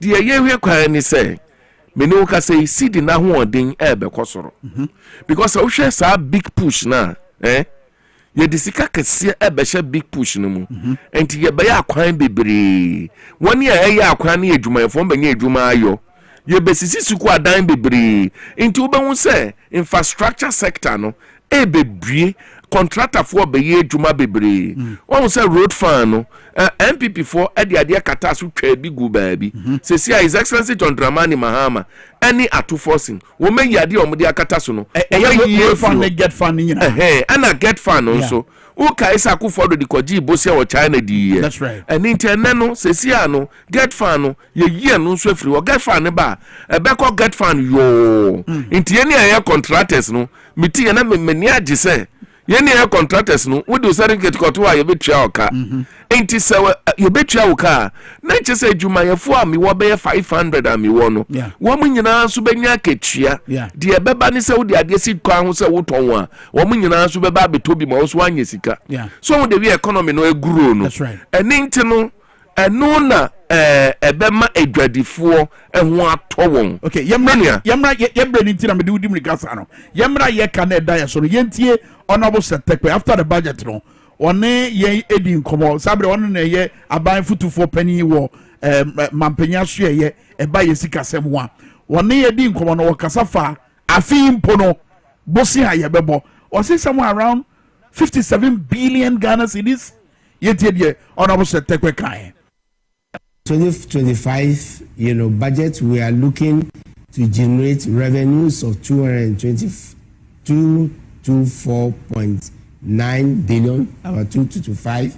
Expenditure is going to be 281, which already you see 222 plus 281. So we are running into the deficit. Actually, after it's calculated here as 48 overall non-commitment basis. So financing is the 56.9. So about 57 billion, is going to be borrowed. And then, but here we have made provision for repayment, what we call amortization. So this new borrowing will bring down, the balance, of what we and it's going to come from foreign and from domestic, sources, right? and then we are going to retail, and this is what we need to ramp up in 2025 because of the constraints. Nkɔmɔ a wɔne yɛn nuanom join news edi yɛ ɛde fa ɛka ɛda yɛ so bosia yɛ kɔgye yɛ ne tua yɛ ba betua. Okay. ɛyin fa ne yɛn nenam yi. Onim that is in the books. Okay, say Nansenya to force and take it over. No, there were some bonds that were matured. A car international sika MPP for aboka egu ho. Matured. I think over 67 billion or whatever. What he did was to roll that over. What he has here, and the MPP for the name say ya boka who there be o. Ya car mo aboka ho. And they are rolling over. What it means is that we've not made any financial commitment to paying that particular money at the time. It doesn't also mean say a can free. So that's what it is. It is an intelligent way of managing an economy that is in distress. As at this time. Exactly. And no interest say yakobo bosia. What he has here. Meanwhile, Yesika MPP for Apregu. Look. The reason why Yenya, the most intelligent finance minister, your friend are to force, is to find a strategic way to bridge that deficit gap. Not necessarily going around borrowing. No, it is to bridge that gap. Some investment into agriculture. One will go board, one will agricultural investment. Growing a lot of food stocks. One will sound so these are the things that when you rally around, okay, you necessarily don't have to go borrowing. What you say, but when you do lazy man approach, to say the MPP here, they will sit back, borrow the money, and chop the money. That's all what we're going to do. It is exactly. It is exactly. So you see, I agree. Say the budget. Projections that revenue at the beba 200 and something billion as against our expenditure, okay, 280 billion. There is a deficit, and only a space. You need a strategic thinker who is a finance minister to either borrow money or find a way, cutting little corners to be able to bridge the gap. And that is what we have to forcing to do. So nobody should be worried. This is the best budget ever. Okay. Ebe mind that so. Ma me to am before fibium. Sika no mo ewia no. Mo mpe kwa mo be fa so. Mo fa sika ne bra jo ma din. Na sam va na sam nko. Na mo ya ne ya chimu a wallahi termination. Ma me fa hunu ase yemra apomodin sem enra. Budget ne ya kan wie ya be hwa say the following day action e koso. Make us for Mahama case no. Health Minister Honorable Kwame Minkah Kando eboa me pa hontoma ye task force amate so mo behwema mama case no etima ye adwuma no opa hontoma enra na wontoma pa no adwumadie no menia Kofia Brantie ekika ma ne bobi siani yentie ho na yentie nsema Honorable Minkah Kando kan na me musa this question about faith in our national health insurance scheme SOFI no. What's the guarantee say Mahama case and suffer the same fate, which is a dream rebia? Yes, it's a kenny in the Nam Senti, who could have card the power, where do I had a sabia? Yes, a card no soon in fashion. What's the guarantee? What budget emo say and suffer similar fate? But if you have Brantie a reporting in here. And that was ya we share a apomodem some so a catching a unwanyam for Kwame Minkah Kando, our so for Edema apomodem some so ye a month for Enkron, Wombabe Jinemu, no more Dintintima, Edema, a Ghana Medical Care Trust Fund, a Janitia friend, a mama case, Senebega, Yenibesha Union. Momo Eyadia Edwamo Ababa Betina, be any diabetes, cancer, and a Yare Aurora, any nipa etna, and no, and I saw for Edema Apomodin Sem so, Lumina for Minkah Kando, and Tija Ochimose, Eyadia, Esa Manfrey, Ebabesum, Sinebea, A John Dramani Mama, and Israel Huno, Ebetumi Abem. One more Apollo Munina, any day. Na Yenim said to Kuan Quajana, I drink to Nipa back for 14. Yes, said, Sir Abajina Kui tax force.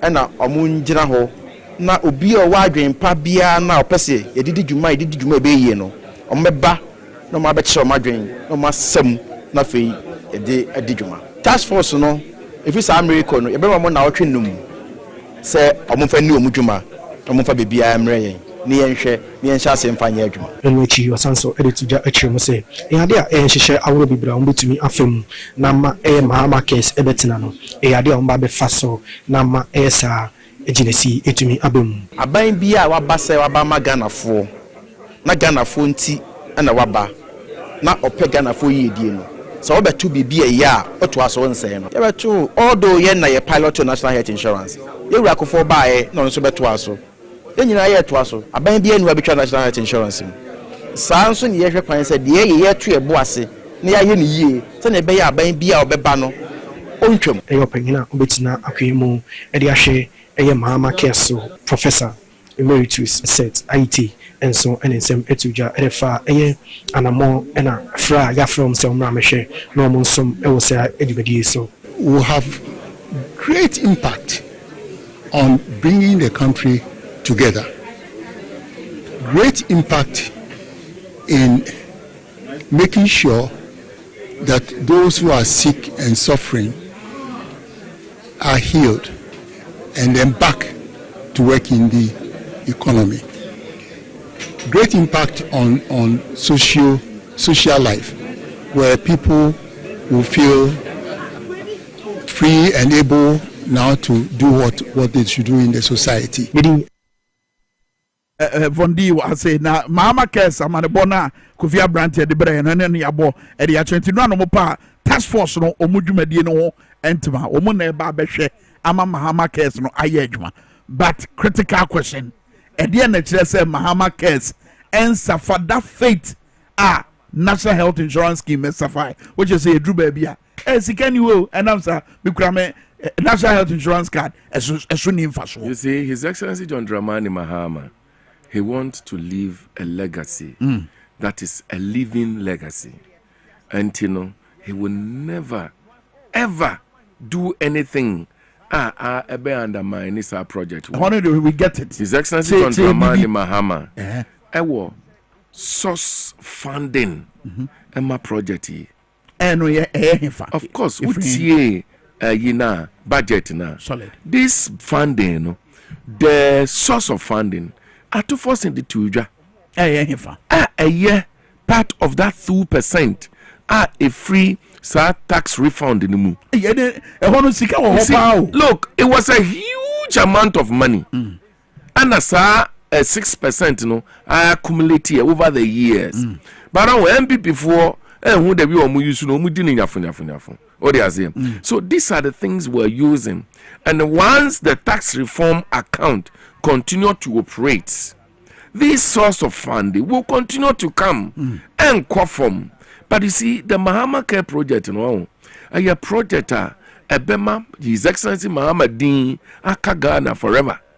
I can't so many other things are why So I believe that His Excellency John Dramani Mahama Masa win mania Ochirabisa Banfufro bi banator enchembi to say COVID-19 sia to say ye baba bob na say he say Mahama Cares no funding no ye ni be bia ye fan view menia ye be ye mra bi be si ho kwan ama abanfufro bi de ne nsa bekwa akobom e de akwa bibi foforo menia meni wo ebetimi aka de ye hu enne ene de ye pese esi ochena ne momo ochena de ekuta ni wankasa ne said ye tie look amama wo mo ye projections awo mebo Mahama Care we emre bia sese ye di bo ho ban yes aban bia ba ontimi ntwem no ye di be bo ho ban ye be som den what you say empire me bone se ye be hihye o man ye be ma o man sikasema agene yi ye be ma school samu agene yi ye be ma kwadwuma agene yi ye be ma dwade samu agene yi ye wia e ma Ghana fon man ko che people fon se bi o no ma be sei no bi o tie me hwe wo mo abrabo firi nkruma abre so ya wo mo leader no a wo mo boni di abo no atron krata koma ai embrofofo ne se nkruma enye nipa wo asisi ye man kwan mo je independent ma Ghana ene ewie chira abrante ya won wi ni won kasa ni constituency impoda no wo mo se anaji fa ho de ma Ghana e free ho no bibi biara nkruma ye nyina nkrofo isae no nanu ye hwe Koko road ya His Excellency John Dramani Mahama Shase nkrofo ba wo mo so matisika 10 billion wo me disika no Koko road ba kungu ani wo ma ye anka nya sanka twifoti mokwa road yi nya fe na John Mahama ba ye bi o menuanom hwe school sa John Mahama Shase nyina nkrofo ba wo ma jani nyina go hwe agenda wa wo ma kasom so mbe after paying $400 million menua hospital ba kumpo ni ho a nkrofo ko mu koja yarehwe e agenda wa ba kokra ni ho san wo mo tie na momandisi fo ye ba ni ye de ye yefuna to nchen ya hwe Ghana siesie Ghana nyina na ye wi a wo mo di propaganda be dada Ghana fo asaso age o man si ye pese Mahama ket na ho afibo a solution is simple mfa o man nkoma MPP bi o no ma mesai no but I don't know what they will do si the man is o mo nsa bi mu a I don't know what they will do. It will be something, the sustainability of the program. I can only be sure when His Excellency NDC continue to hold power. Then I can be very sure about the sustainability of the program. Of the Mahama case. I think ye local government in Sensible Kakrasana, ye the corona by the way. Chufatimo and then Nana do see the heavy from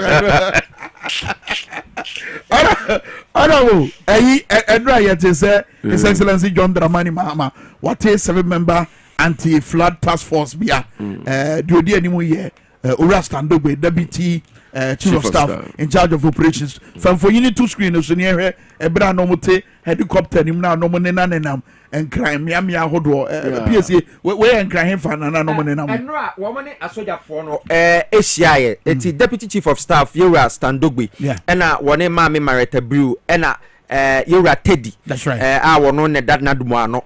Once in Shoni Barbeto, but over the years, no. Senior Yana Central for a bodoro con send so babeto, and then I buy a local government ministry and I say AMA, then a debia and so beto, a sachimota, you saw 20 Amakumase, Quina so can't to member. So I buy way at Nase, and one who said, as I say, were you proactive? Now I didn't near Matutu Aquim. Was a council Chroma Naya, one of the Bia Case, Chroma man for you 2 indiscipline. Ah, the Bian Betrasa, Messi Chroma, say a started chairman for Gum.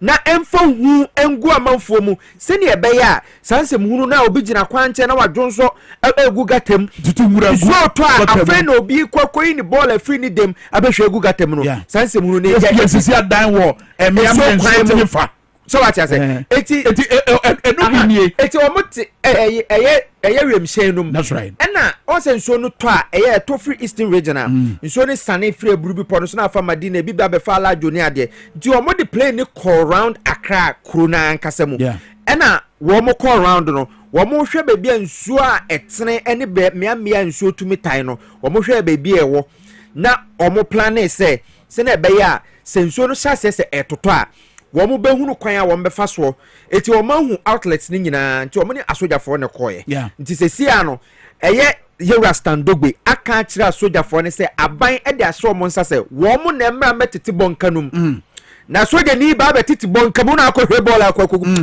ensa bi e beka wo no ohu waso be ye hye ti se metro nkoport ho because asojafo na e ba betete mo ti odonsuo no MC48 regiment. Woman never bet team. That's right. Sene be nsuo to asensuo yiri fa circle kakra bia na obosa adabraka farmer for fie ne ade no.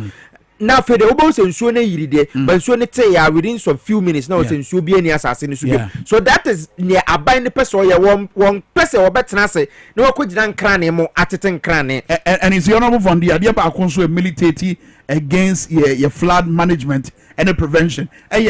Your local assembly laws no minimum the bit my phone emra ne say en sit down wo ba bi ensuo tenefa amafo ko sit down ho ya betwe on stop and produce permit Kwame say sempo ya dia card afa ho there be Kwame say sempo de omo sit down na kasa NFR red paint no e tro ho ai so tro ho say na be assembly for ne ma ho that's right Accra ha na say ne ekoso no si dan no now afa red paint atro so stop work produce permit nti we assembly no duru a free say unuanom na aba abetro honorable fondi wow ya we chese wuni mana there be o a very serious one onipa no achi no ho nti wunya kwan bachi ne biom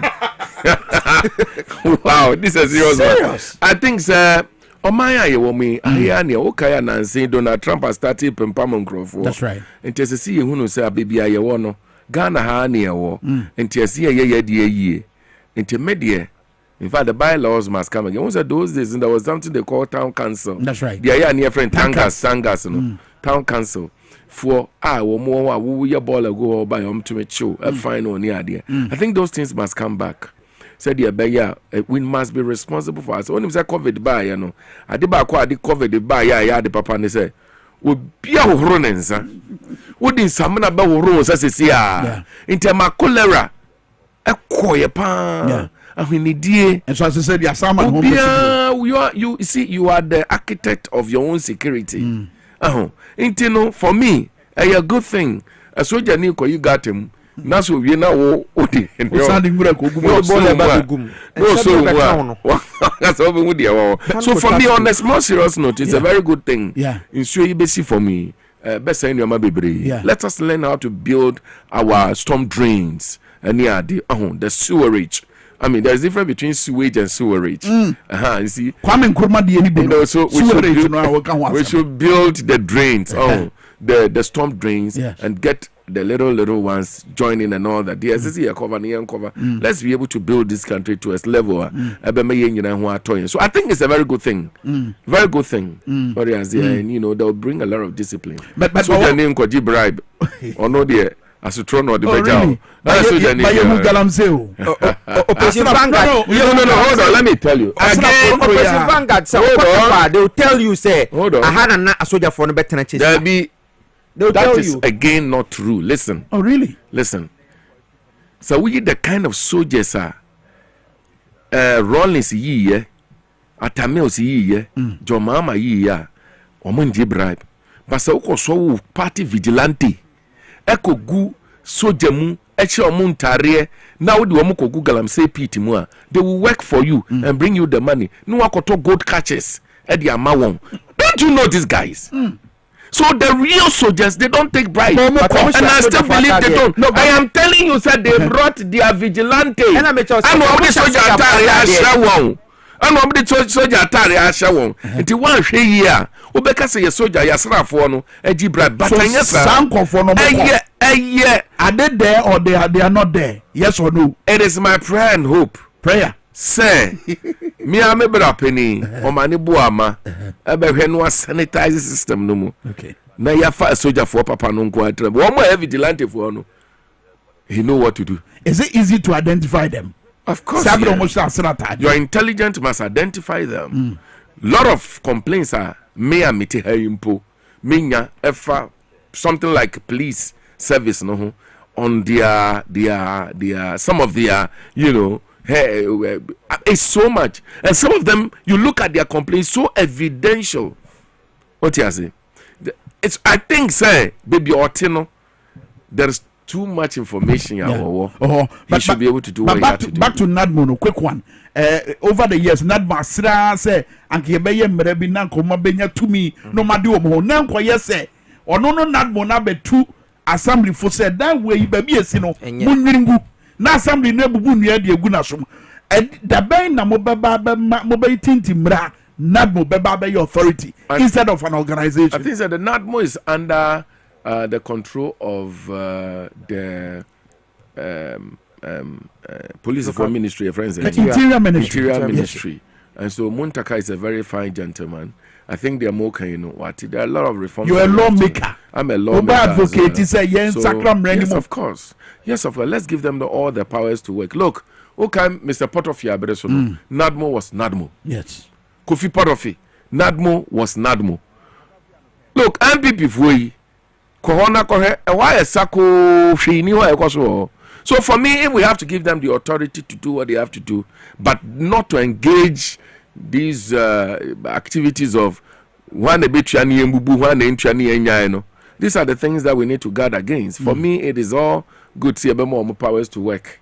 Other than that, to be an institution, a bit teacher or more I don't think that is good. So yes, I support the fact that we should allow NADMO to work within the law. Is it baby? I Because baby or what? Obekononi is Obia Kosi Dayesi. Yeah. Baby insuring fa. Baby insuring. But as somebody say NADMO is the best one. Or any permit or any BBA. I think say we should be able to give NADMO the opportunity, the power, the authority.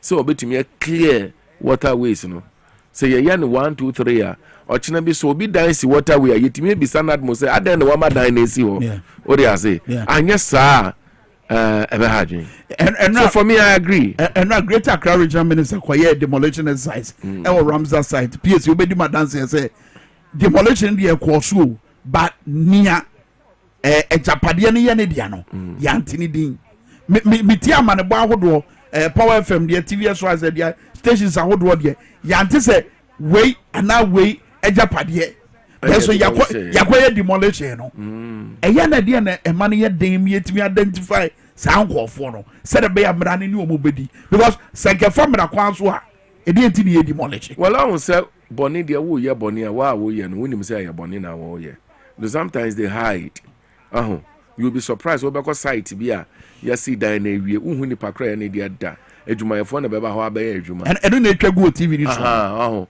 adwumayefo na beba Ramsar site I mean I'm a developer look I tell you what people had approached me to sell a land to me bebre but you see for me I've suffered so much in business and I don't want to go there Ramsar site no baako wo baako nso wo Temamoto way no side one okay and so another one machicha asase na funny ade and all that they will come and talk to you me ma catch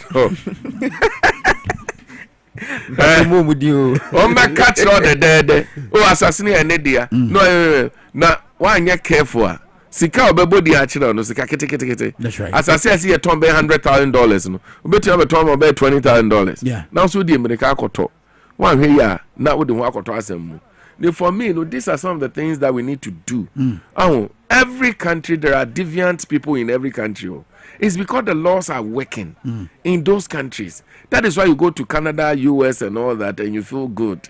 Not because there are not deviant people. There are. But you see, the laws are working. Can you guarantee to us Sabra more reset and that is one of the reset agenda.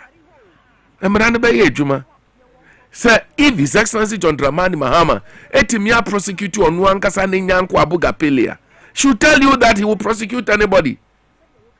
So look, now saying me nyanko for let me allay the fear of Mrs. Pamela or Tia Mrs. Here and a MPP for and adena National Service lady no ya janwa na adena yaman bill and look, these are part of our laws.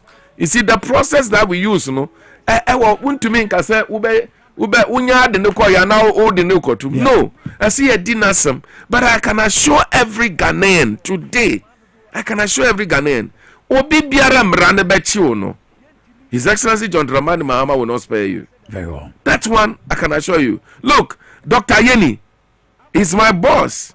He's my personal lawyer. He's a very intelligent young gentleman. Look, onye da young anyway, gentleman.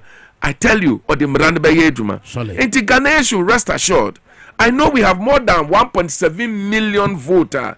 And Mayedin Kunim, MPP funding am 38%. I know. Ghanaians want us to do something. We will do it. So I want to allay everybody's fear. We will do everything using the law. And everybody to be rest assured. Until I come into a move so move for some Fiscal no. One for money is also media. Anyway, honorable Dwabo Ase, I think honorable Kayano, ne kwanswa no, but you see, Nana Akufo-Addo betena akonwa sono from 2017 ebepim 2024 awokoyi. Eya World Bank discover aban so etumi ekobo besia say ye ba betete gatem. Just last year May year 2024. Parliament approved $150 million. Wow. Ese yede eboa etiti gatem. and winning some projects now. AD the Greater Accra Resilient and Integrated Development. Project no. Garrett. You good. It's young fair local government minister. Yeah. Normal parliament. Normal mechiremu. Over the years, I see cano. A dia because last year sikana buy no. Near night yadi baby ni Kwame Minkah. Repair works on sections of the Odo Basin. 2. Construction of storm drains in Kanesi and Nima, Paloma, Yayana. Because last year parliament approved this cano aba. Creation of water detention ponds. The establishment of a flood early warning system in the Greater Accra region. Garrick project. No? The construction of waste transfer station and an engineered landfill site. Among other interventions. There's a no boss. One car, some of them frame fit as you already. We had passed $250 million. Wow. And I make no sense. And Omaji into Omaji, no. And Nano upon Kumabaka, I was part of Works and Housing Committee. That's right. Upon Kumabaka, so almost $63 million. I was asking supporting COVID-19. Wow. So I covered the way they were school. Jesus Christ. Unless can only no masanso beji $150 million. Edi aka ho. Kona kona se got up akokromaya na. Because it's a lot to answer. A lot to answer. So ohwe list na yaye na say yetumi ye we nkwa with that $150 million na. Akra kwa enyiri biom because landfill site kwan ya bola be fa so transfer ne ho. Yeah. Any early warning system a chese insuo ba beto na insuo betumi yiri. Kwame $150 million we nkwa na $250 million no e fa he. And I think say oye mrashe bedwani upon krumu nwu ye otiase. Montwe no wididididi o ma me yi ano. Sisili adapa nwu ye otiase. Sanitation. Say na anu kra kokoto. And then integrated ba she a local government ministry. That's right. Monfre Honorable Ahmed Ibrahim, mi ankasa me ofa no. Omra okoye no sika se na na eda ho. Because yen to me, look, if you keep on doing adie bako the same way, so you won't get any other results. Just when your results for a different thing before you get a different result. And you know, Kwame, I think say MP wa haide or kono say mutumi bisa question say wo adie ehu ye nyina nkra ha net even though you are from a constituency but you net nkra ha na no ejai to adi mu nipa ewu ye e kan ye nyina very well honorable minister assembly members so ani aje o say we ka bia so ada e dey na so o munye 1300 na e dey mo no mo be sa tumu ana 1300 Ghana cities and the assembly man fine. Sustainable. So sustainable. I mean, so sustainable because the common fund, eco assembly or the and this time around we are sending 80% of the common fund to the assembly. Deepening the decentralization program of this country. I think that it should be easy paying assembly members, and so that should not be a problem at all. Sure. Very well. Yeah, near crop on DC, you know. I'm say Tuesday, Ebena or mobile cra. Ebeye or last vetting.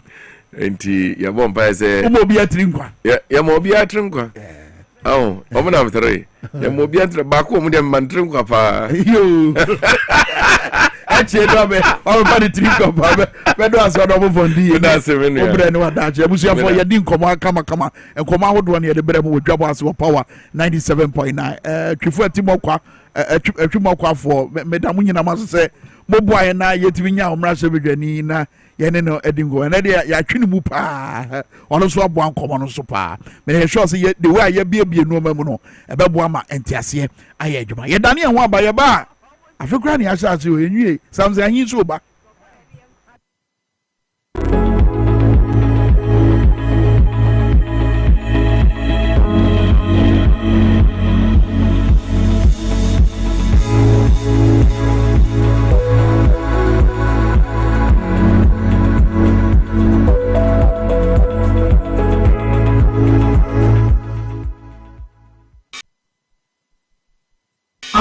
Yet will be there and will be there. Pabas from Kokra. I will say, I read and I have war. Yarebe na ya kwankura wo de chinchina wunya anuye and get to bray no we come for Lion Age Clinic Ghana and Famau ahankwa na abepuma the baby grow asaw yare ama wunya sunsun bani bia abusua say yarefo abepiem awa Lion Age Clinic Ghana Dr. Biodo amubrase na hofama sonkokra ana hwe yarefo no ema ne boto no abusua say uba bepiem wa haseya yesa enam yare bi te say syphilis, gonorrhea, candidiasis, diarrhea dodola nim se friend of white no. Ya pabeni ewo ewa hase. Abusia, oya bema, upasine ni ma, wintimi mwaduma anye ma ho okiafo na. Lion Age Clinic sebra, no fe bibidro ama wuna wona so sebe ma mapa. Se ususu yoba, anasa warefo, upeba uyebi, machina bre, brabe piemu ewa Lion Age Clinic Ghana, na obeti abofrasu ewo ofie. Adofo a mo hwe me mo so fu profiti ebe kakra no me yare ana me da ho madam fu bi ba no nche me introduce Lion Age Clinic Ghana man na me tu na mo no me ko ye no mo hwe me mo mo dru enne me ho akomi ti wa ho hwe me a we da so asa me kan fu Lion Age Clinic Ghana ma so su tu na mo bra na bi na wa yare sa. Assalamu alaikum, na zo dan ga asibiti ne amma ciwon da na zo da shi ya ga an kiriti na samu sauki yasa duk wanda zai zo musulmi duka ya yi kokari ya zo nan wannan asibitin ga zai samu sauki da saukin kuma kuɗi ba wani caji insha Allah da samu sauki. Hello everyone, my name is Dr. Maxwell Aziz Minkah. I'm the founder and senior doctor of Lion Age Clinic Ghana. Our mission is to provide you with exceptional herbal medicine treatment and holistic healthcare to all our patients. With our team of dedicated staff and innovative treatment, we are here to support you to becoming a healthier you. Thank you for trusting Lion Age Clinic Ghana. Lion Age Clinic Ghana, your #1 healthcare expert.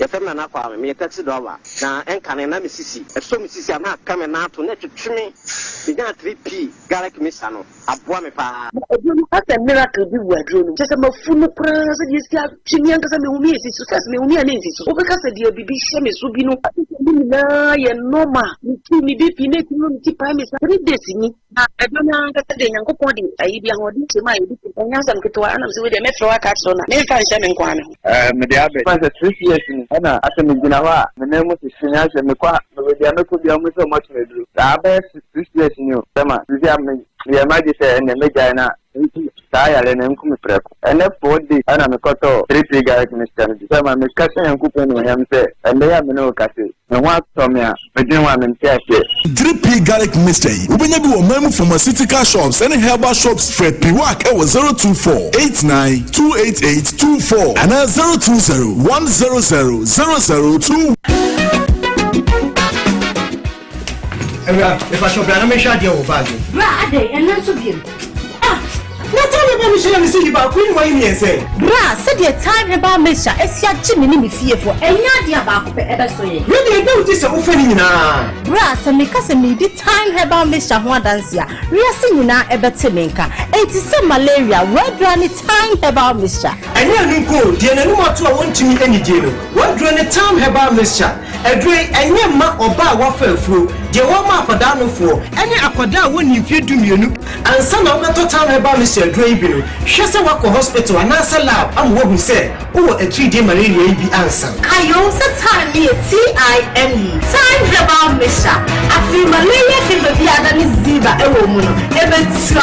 Ubenya bi ato ewo over the counter medicine sellers. Any herbal shop to do na mu. FDA agi edwadue nkratoi ato.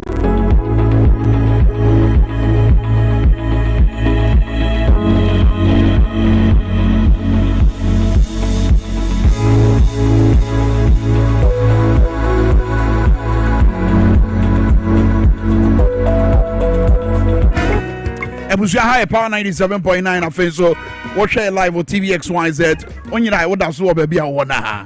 ahaya na yedi nkomodia for your budget no na fe so ensema hodo ekoso wo yememo and His Excellency John Dramani Mahama Osai deputy ministers ananse ya power mo eno o ka sam ba ko chiro sa no e da so jiji wo mitiri mo o so man sika yo man sika o twa madua si bibi so Berebusia yenche bia ye call mama pile for na ye ne din komo ye ka pile for what is a pile for papa no ma bema koko no anu adura ni o Branza na quick one happy birthday kese pa ekoma Alhaji Muhammad Yusuf Chumasi Alhaji Muhammad Yusuf Chumasi we are former director finance and administration our year driver vehicle licenses authority DVLA and akwaya wa woda ide nyame nhira won koswa emma oso wakoma so ade nyina mrem in fact show you dedicated the amount. So this is to you Alhaji Muhammad Yusuf Chumasi, former director of finance and administration DVLA.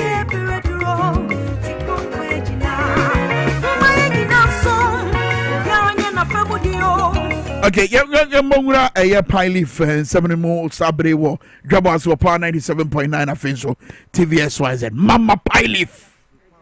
And Ghana boss many the amount.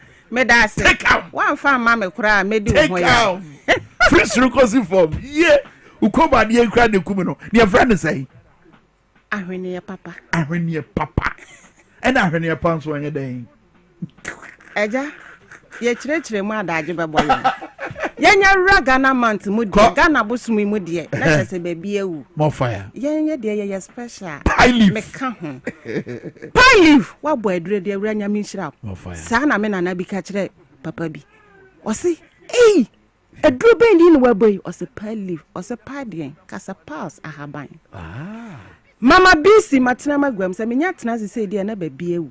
Eja sa woka pile liver no wa bokoko aduro a esan ye papa din na no pay enchia kese enkoma Calmid Pharmaceuticals omo ene de sa nduro na ba o man mu efi India nhaban ma ene de aye side effect bia ni ho se ne de bia meka no nsunsu aso so ka side effect nsunsu aso bone bia ni ho nti se wo yusu akona kukuduro mu jina kukuduro mu numuna kukuduro mu na no so be ye adwuma ama se koko emfa ho emfie dudu adi se wonya te mama pile leaf anase mama bisinka twiwa kwanwa no ebe afidie no na afefa wuturo dua na tro ye numbers ni emre ni ho mayen ye numbers ni frɛ yen 0598553075 Bachotobo 059 855-3075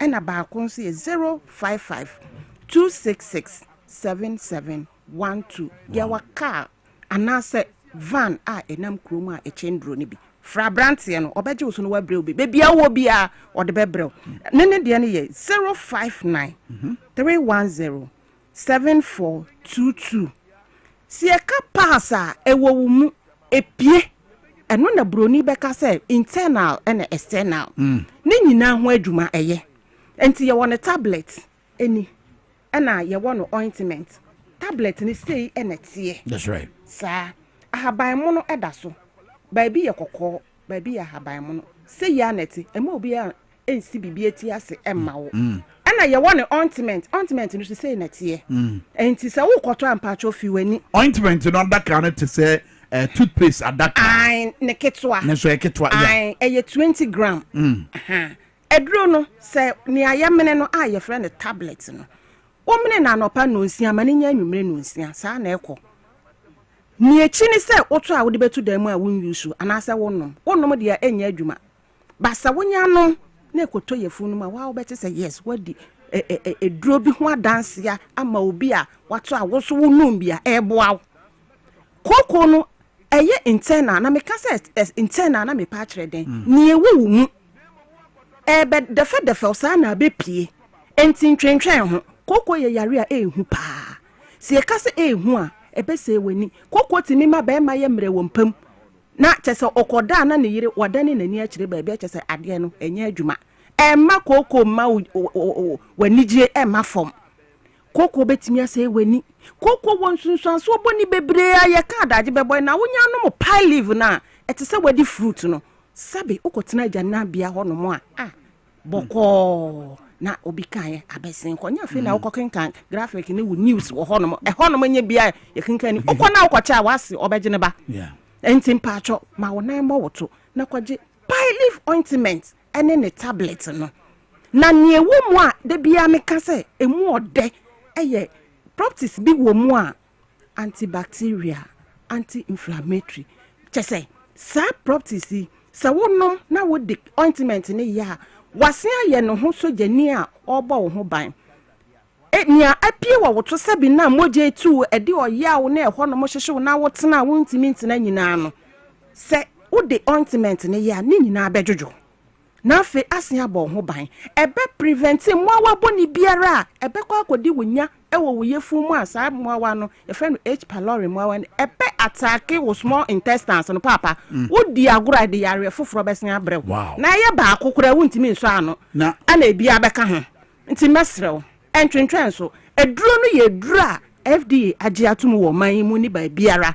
nti wo to a ensuro ye tu fa no ne ye tu akọ BC56 cream so eye kura duro wanwaso a aba o man mu ha nkrofo asi eduro ni ti ase a omode ye omo niema eduro ni say na tie emo obi amfa bibia na da eye BC56 cream ni box na container ne ye nsesa no say ene tie se kronkwa ene edokro anase ha wadwen ene de bia sabe atade ese wonase that's right wontimi nhye sabe krokro ba akokra na mframa amfa wonase anase wo limbs no ye ka limbs a ye wo lower limbs ne ye wo upper limbs ne wonsa ne wonan no tese de bia wadurada ho mpacha o hye wom nti ya wo so yi wo ho kakra na tese bibia be ye fine nti se kronkwa na ma wadurada wo ho ada bi manframa amfa wonan ho eni ye friend BC56 cream ayen haba ma side effect bi eni ho ne hia ne se wo be pepa kuro na ni fine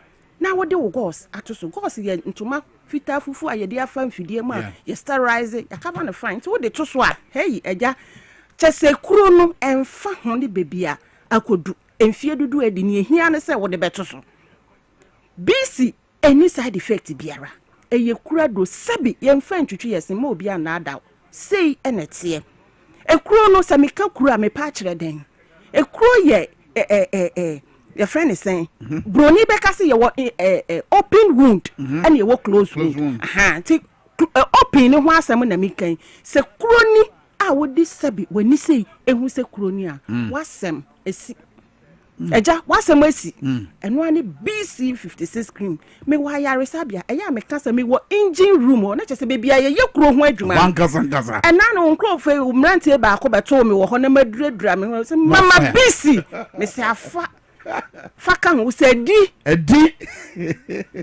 na me ka kiro ye nimu ni ayeye nanti ekro ni bi wo ho a ye friend dada akra ye friend den dada akra eno so ni den I tell you papa ma me nchire mu ekro no esrot mi wo na ase no agideja that is na ntwibi no sabe eno na wo di BC kan ehso na edada wo se ewu na enwu ye no ebe why was that tissues na free ho na fenso fi biere wo mu no abetwetwe ni nyinara afi ho afi wa be ma granulation tissues no abuild na bonus e wo mu a mesika o medi nyame nhira wo ne se enya wetwa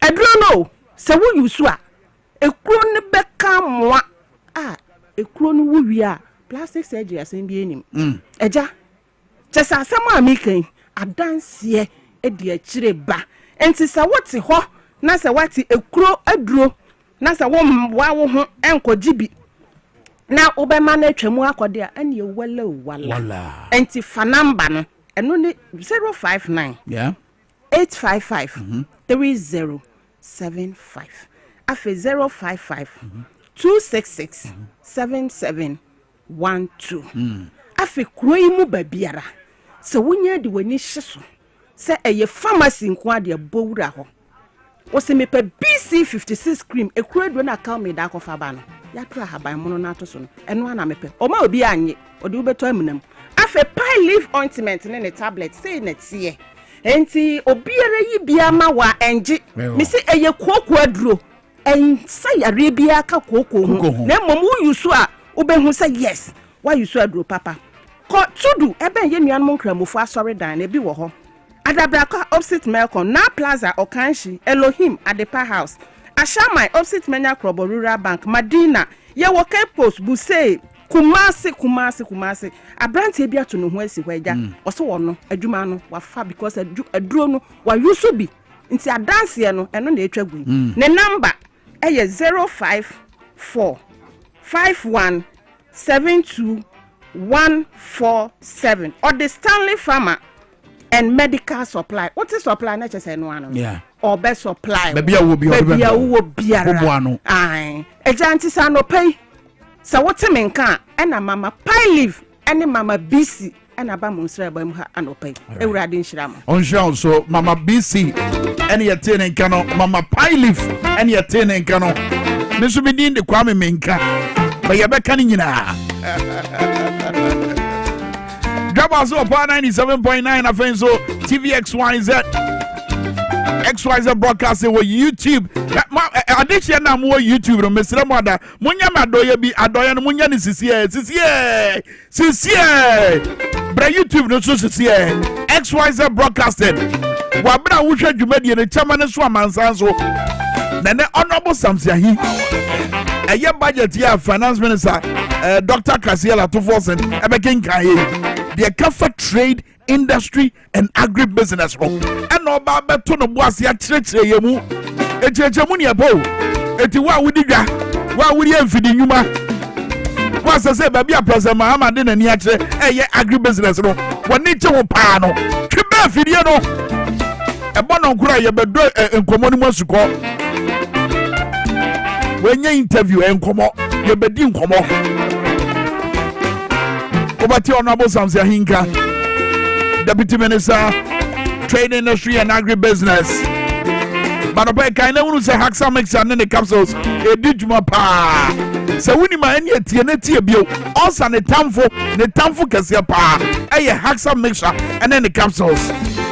When you draw also who are not a hope, also one will be weird. Because when you say, one Haxa mixture and the capsules, ya pet, it was a doing now. Go pebi no money. Bawuro Kaishi Dragland, the Past Ventures, any Hello Saba, Ubenya Droibiato, Medina Cars Pharmacy, to my little George Health Shop, I welcome you to Jukat Pharmacy is what Kaswa. And to forbid my friend 0240-238-310, 0240-238-310, and a 0203-822-855. Haxa mixture in the capsules. Also, time for no. And May Ghana May. Oh, Bessima. A Baffet. I want for a tribe video. I want for bra. My main customer say me job. Be was on the TV. Wouldn't say Araba Bazem pills and no Nebuama. Bosumia Quentuno, Yana Mutetuno. I am a to the Biana to Nimuja Tuno. Wouldn't say Araba Bazem pills the better bre Sadia Nase. Or ya near Teti, a wolfem, now Bobina. A drip Bosumia Quentuno, as I say, 1 year the wire calendar. Ya don't company and himself at Yeba. Ya tell sister Capet, yet himself at Yeba. Yes, I'm Mr. Minyaba. Medofobi. Araba Bazem pills never wow. I think I don't tell it's a mafia yet dead. Yee, Bama, sorry, what you're wanting. Also, may come down for A, B, C, or yee. Omo Yajio. Araba Bazem pills never wow. Could you cut pharmacy or Caswati office in Chemwa? On Sabakabiato, Pharma Thrust Pharmacy, and also Caswa. Unicom Chemist or Malam Junction, also chemicals were Dabraka, Ekus Pharmacy was Shaman, pharmaceutical shops out the world, Kanshi Drug Lane, Boda on Sabakabiato. The Cassie Empire, Kulungana Limited, and what a Champion Junction is Legon. From 0244-139-176 and a 0204-139-176. Afe 027-413-9176. Kulungana Limited. A Champion Junction, oh, is Legon. Samir Sean, good morning to you. Good to know you're doing the listening. Also, Kwame, you are the last of a dying breed. Sammy, we shall all go. Agbozo Herbal Clinic. Them are the premier no theater. They said, yeah, 2 and it's a 1 minute man. 1 minute man. Mr. 1 minute. Ago Pramagro, I was a woodima, a fifre day, a fifre, a gradie. We cannot Brumponia. Just say, I'm an Adria was see, I grow be a dean run. Bama Sabia Wono, a drago Pramagro no swan. Wouldn't mean Nina Sadia or Brimpomudini. And ya Mr. Wada Wodiane, Agbozo Herbal Clinic. Call Dr. Agbozo or Kwashiman or by him Fieno. And Pebbles are Yadian so, what do you pa? I got tears around. What did they now? But we are Agbozo Herbal Clinic. From 0241 750 and 0557 402 696. Then Krabatana Watermanel Community 25, Savannah Junction. One it after request state no need any from 0557 402 696. HB abako ba set you aho or him set you aho. Na the antake ba so my no pay. Ya go ti o. But this song makes me feel like doing some salsa on the radio, salsa on the TV. Come on, come on, come on, come on. Give it up. Solak Natural Clinic. Quality first. Yadi ni ye muni epo. Yamba yako kwa sanfayansa bagro ho. Yamba gro ho. Yamba gro yadi no ho. Wo yadi ni ye tuasie. Ye di yadi no juma. It is a prostate wunsema. Fabedan ye. Kidney problems. Fabedan ye wo Solak Natural Clinic. Aware for mojo ba. Mudi ani o. Branyem bia wodi anim. Bema brana yense wo seka na no. What you say? Dwabo ba no branyem sia no. Na dwabo ba na no nya den. Said be I want to so no betima koso. Wo busua ne ni se si wo so. I say twaso. It is a prostate issues, urinary tract infections, sexually transmitted infections. Ayem pemus ayade for nyina bedan ye wo Solak Natural Clinic.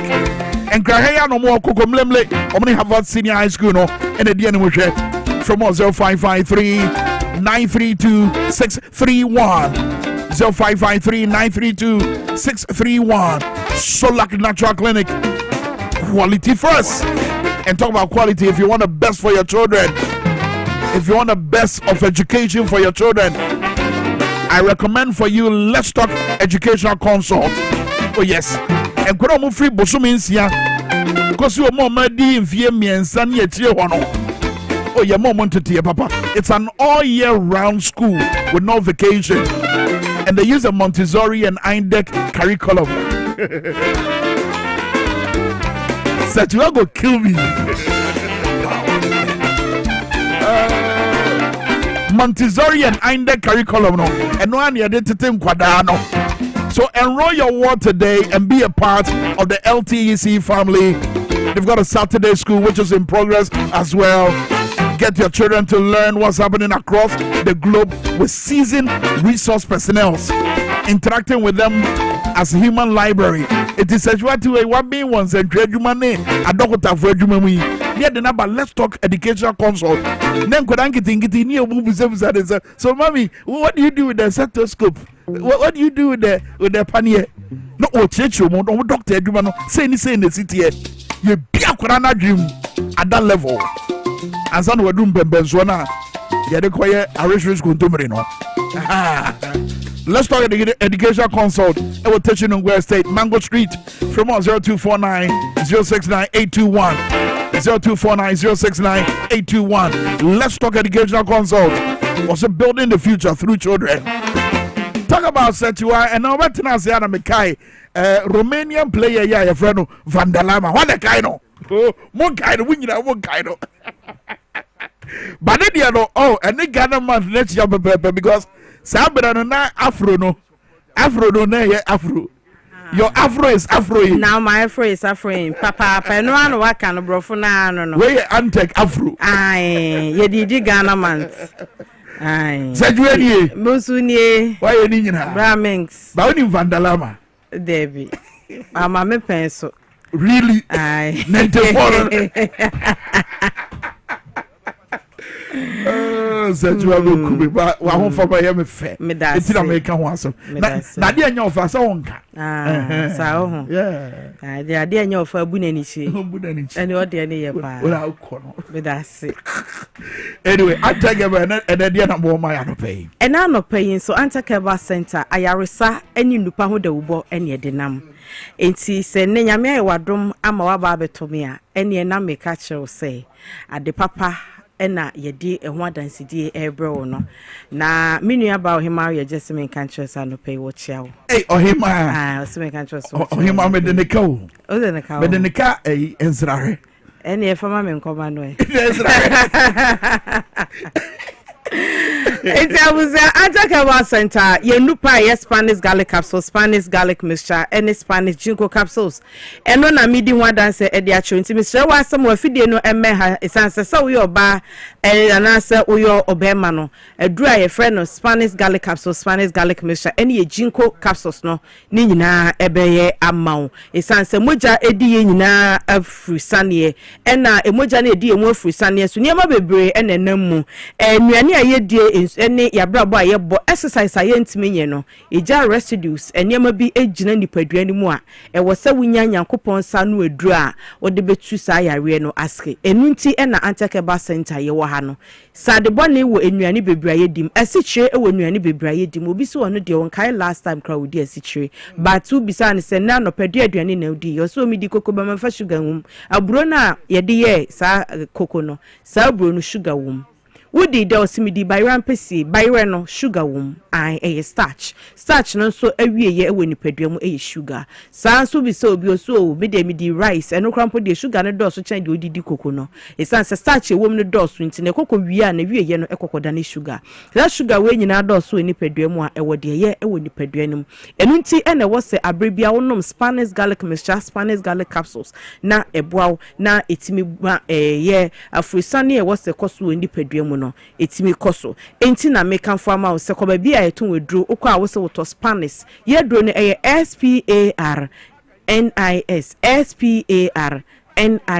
eno ne ye dro no Nyame wadoma wunya bia Mr. Duro na chiwade ene se obeye akwadworo na wonom sede ya hyehya na se ya kyerɛw se wo se wonom no wanye ne sa pɛ ene wunya nsunsanso a wo pɛ no kwa benya ba wunya ne fully enti ana ye ni ko ho se woto aduro na wobenom ne sede ye bɛkyerɛ no na wonom ne sa pɛpɛpɛ de ene ye bɛboa pasan se de nyam kopon waka no eno ena ye gina so ede ye nro enti odofo se wutie me na no pɛ ya de meka kyerɛ de se Spanish garlic capsule Spanish garlic mixture numbi die yenie eko nipadua mu a enane sade bone ma moja no mu ye ha garlic ene nkatwade na ye de ye no ahoode bi gine mu a ema nipa ye moja no mu ye ha ye kase moja no mu aye ha sebi ente se o misika na matade de mu adu asa ye ha da bi moja no mu duro se de yakopon pese di afrisane wo mu no ekeka wa betimi koka na ma mu aye dududu mu aye thick enti ko hospital na ya ma artificial blood thinness eno no nom na wujaye a na asan so ada na wo sign nom na abrebia wo so wonom na nyankopon nyansa ne nimde so wonim se ye ne yo ye nuane die ne exercises bi a yenye no ebetimi amasa wo haw na ba no se nyankopon na na akere ye se garlic no de ade bi agu ye friend ni asin se ni asin no bua se de be ya moja no mu be ha naturally se de nyankopon pe no na yafa abefo kwa so e de akra garlic na ho oden no ene enioma foforo a eno so bua ma moja mu ye ha ene yaka bom e de afa abefo nimde kwa so Nyakopon na ye aduaba na ebisa wo se dodo sen na wuhia a day dodo sen na wuhia at a time dodo sen na wuhia at a go enunti ena ye de afa abafu nimde kwan so abode nyansa pefo akere ame ye hunu due ubehia wo nipadua mu a ye de Spanish garlic mixture anka metu fu se kofa garlic na we na so ebia wo a wugina ho isa onu one clove ba ko pekra se ya de abeto enye fe ena obi wo ho so obehia tu ohu enti ni nyina na bode nyansa pefo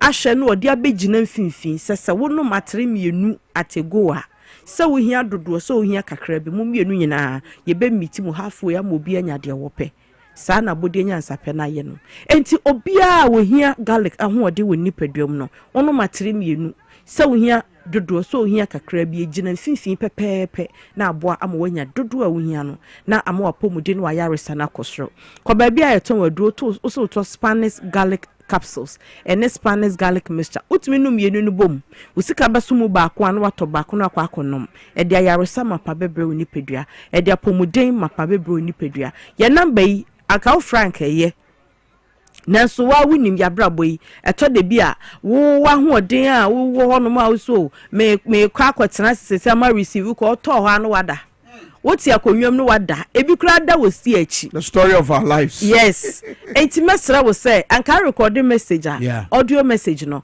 eno no doctor ba be hu ye na sa na dwo kura oda na ni ti se bi okodwo nsoba na ofa ni phone na ohwa a otimi botie na ama umuaye eno so kura no boa wo se de be ya wonim de wo ka kire doctor enti abribia timi ko botie doctor mu aye ode ma wo no so wotimi san botie na de ore afi no wasen akai enti ye pe wa yare sa wa pomude ni ye ye pese record audio message e de fa so WhatsApp number e tu de fa doctor beti no ama umuaye odofo ye dro yiye abodi anya nsapefo a wo mu ye nnuro adro we no monom sa wo kɔ baabi a wo mu so ennuro ahoɔden hwa Spanish adro e no mo ankasa nom adro ni ye pa entimi di ho adanse amede kokodro na edi enu na wo a wo tena se kakra na anase ataitai no kɔtɔ adro bi nom na ɛbɛboa sanse mu ahoɔden no bɛboa ma akwa no a na ahoɔden kɔfɔ mu a ɛma ensuo a ɛwɔ mu ntimi mpia abɔntimi afiri sane na atataw na ase no ɛma ne yɛ na adwuma kama na watimi akla sansuo na fi hɔ ɛne ɔbɛma wontimi nkyebrems na yɛntini adro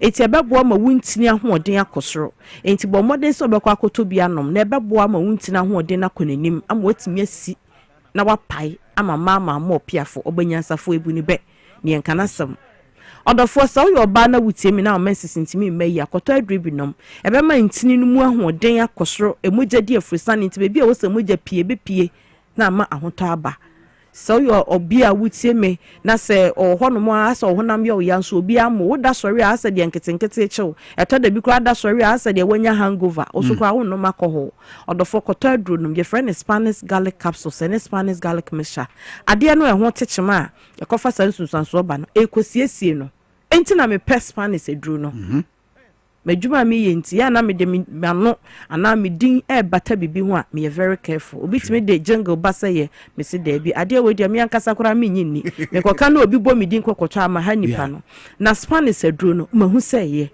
obi a wanum bibia di ho adanse me ankasa me num bi ntimi di ho adanse se ye wo hwe ya hemache sorry anadwo da suomu ena amasima amaba ha awia mekɔ baabi foforo anadwo ebebo nonkro na me wo XYZ fie ha se no de wuni adanse bia no wuni but still me wa ahoden edidi saa akɔne aba no me san ye fie adwuma wo baketoa ba me wa hoɔden a me de yesa adwuma no ene se de wiase na ye no tra se do nsa hye odamiri famu a daachi bi ye be fra kwase ampani entino no maduru abema wa hoɔden naturally enye de wo kwa akonom na ye adwuma sima kakra bi na ate we no esiesie organs na ehwe wapomuden no enti no ma garlic ahoɔden nkatwade ahoɔden wo ahoɔden eye wakoma eboasa akoma no banya ahoɔden ode be na adwuma yie eboasa de be ya wo saa na wo nipadua mu no obenya ne so ne ni mogya eboasa de be ya wo brabo obenya mogya ono so de ye adwuma de so ne mogya so ne so ne ye no da bia na ye ahoɔden na ba bia anya den na afa wutimi adi wakɔne aba ebema wada kama Spanish garlic capsules and Spanish garlic mixture obi wo kwakata so awanna wo na de bia meka se wudu that level na no asha se na wo cha wajapade because na ye dro opa deprive ho enna for 3 days ayi so akɔkyerɛ wo funa daka ye mfa no sa na so ya no pa na uti pa ho no uti kaka wonna mu ana abuafu no wo hwa na wo bibia nya wanika wanum nya wo de aduane kura wudi a wo ntene de wo be ha na kyesa wo keka aduane se enadodo a wa nidi a ubifra asasi so no ubusa nanum be numu a emu baako se wa na ubewu ntimi yemfa na ni agro enti se okoketa so na enye sa wa hyeda enano ma eye ohaw kese pa o ha wakoma o ha wo brebo o ha wo sa akwa wo ni pedue mu ehu hia kese pa no bi ahu hia basa akwa no a ewo se etimi relax na eye na dwuma abrebia no wo ma wo na into no dey overwork o ha no wo dey oda wanya enough sleep no sorry ahwani enya so wa na wo wanya enough sleep no wani so wase asa abosia na wani kumu a wunya kwan nan no na siasa abosia gu wani so enti oda rejuvenate akwa no nyina ma wunya ahoden foforo so ntumi na enti wo deprive wo niama ehia bebre na yadroi enye enadru nemom esiese akwa no a receptors na ebra wakokete so no na ma adwen na relax kama no wada adwen ne da na nipadua ne da na ma adwen na brass no aka kire no ho say afedie 2 punum no watoni punum no wada ebra wasa sorry no wasori kama Spanish garlic capsules and Spanish garlic mixture eno na yesa adwuma no enti wuntumi nana do ho to na duro so ebe kakra no ofa volume 1 volume 2 ebe kakra na volume 1000 no Spanish na emma wo system na nkasa regulate no ho na ya hoden ya duro no ye number no ye 0266 11 4111 0266 11 41 11 number krona ye WhatsApp eti bibi e kire wadwen a we person ye bedi nkomo no wo do WhatsApp e fa so a Dr. Betie de ye pepa ne se obe record na wo de aba na Dr. Tie no ama omuaye ye ne ye refie duro no Spanish ginkgo capsules na daka na green wona na ma me papa bi wo ankasa a refie ete wo so ana unua bia ana unua woni ne wo sukuu mu ana ne wo adwuma woni ne wo adwuma mu unim se ono ne refi na so plug ade no oja wo ha ebe hye na hyew ebe hye wo japade oni ni netifie na refi de bia na adi twa ne poa eda odi hita beto ade mu ani re befi obetu ni punu makono mo bebu ani awie na mo ne ma nyina hye e ka obia enti misro Spanish ginkgo capsules sa wo hu na duro na ho odi ye na say wo te say ya setiti na refi ni edura kobo health benefit of ginkgo biloba abodi nya nsapanim bia kwa animu nyankopon ne ma de ma ne yehunu so mfaso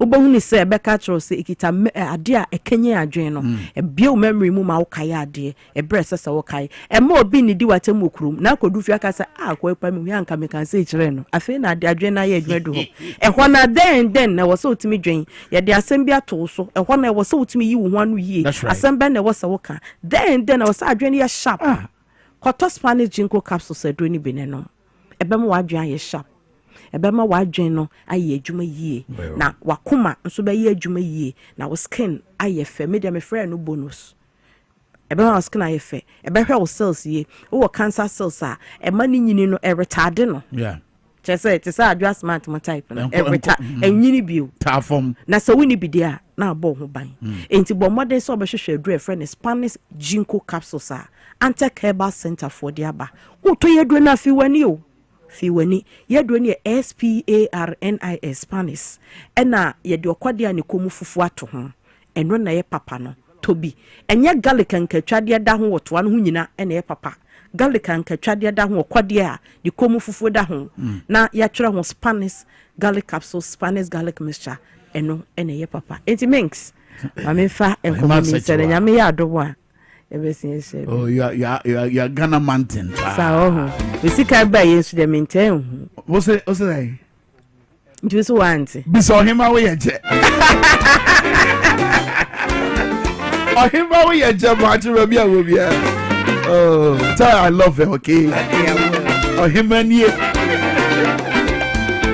But that's it. I must say, Joanna Tenning can take about a common at the Bremono. It's a drona Spanish. Heavy Tonanum Wabo Waba Yabeka in budget in Ankasa because in feeding you money, His Excellency your mama, as you obey in so Diabo men Puntrabo agri business account be a ready for more and much video. The Deputy Minister for Trade, Agribusiness and Industry is here. Honorable Samson Ahi. Yenene babedi nkomo edi afa year 2025 budget no da nia ekafa sam yam ye ya mabobobo so ya woye oswafo panyin abedi akire wo hoyi bedansa na quick one health alert clinic down you know mo kono heba anti we de ye fa bibidro bibi ayare sakwa so and do yade bebre hudwuma e wo health alert clinic it say ye fichikomu how say crankro diabetes say hypertension, say your stroke. Once I was 9 na yet was an answer to Wabwa, an answer in Saway. Say a typhoid, say yes, the bonny abeya consider Wunamuna, so say you no pemusum, bringing up a dime health alert clinic. Come and experience your sonar machine. I don't you beg you so ye fini and Kikawadia free with you anymore. That promote even see a quampa the fam. You buy a massage and if it's you, you be your video, sa treatment nyina edwada kosi fiada yetenase franopa non so kosi enyurebremu no num hwecha kwan wo Medina Kasua Poku Ase Ashama na Takrade. For health alert was 0242-518893 and 0242-518865. Health alert na ye kon heba ebusia mum ye kon straight na ye nane homra straight and you don't. And I'm paying because said you honorable Krata or the Abano. Honorable Samsiahi. Good to see you. That's it. Did you ever call here? Namiadum. One night, honorable one night. Yes. Somebody a day you own. Yeah, Papa, na eating a limino on that. Wow.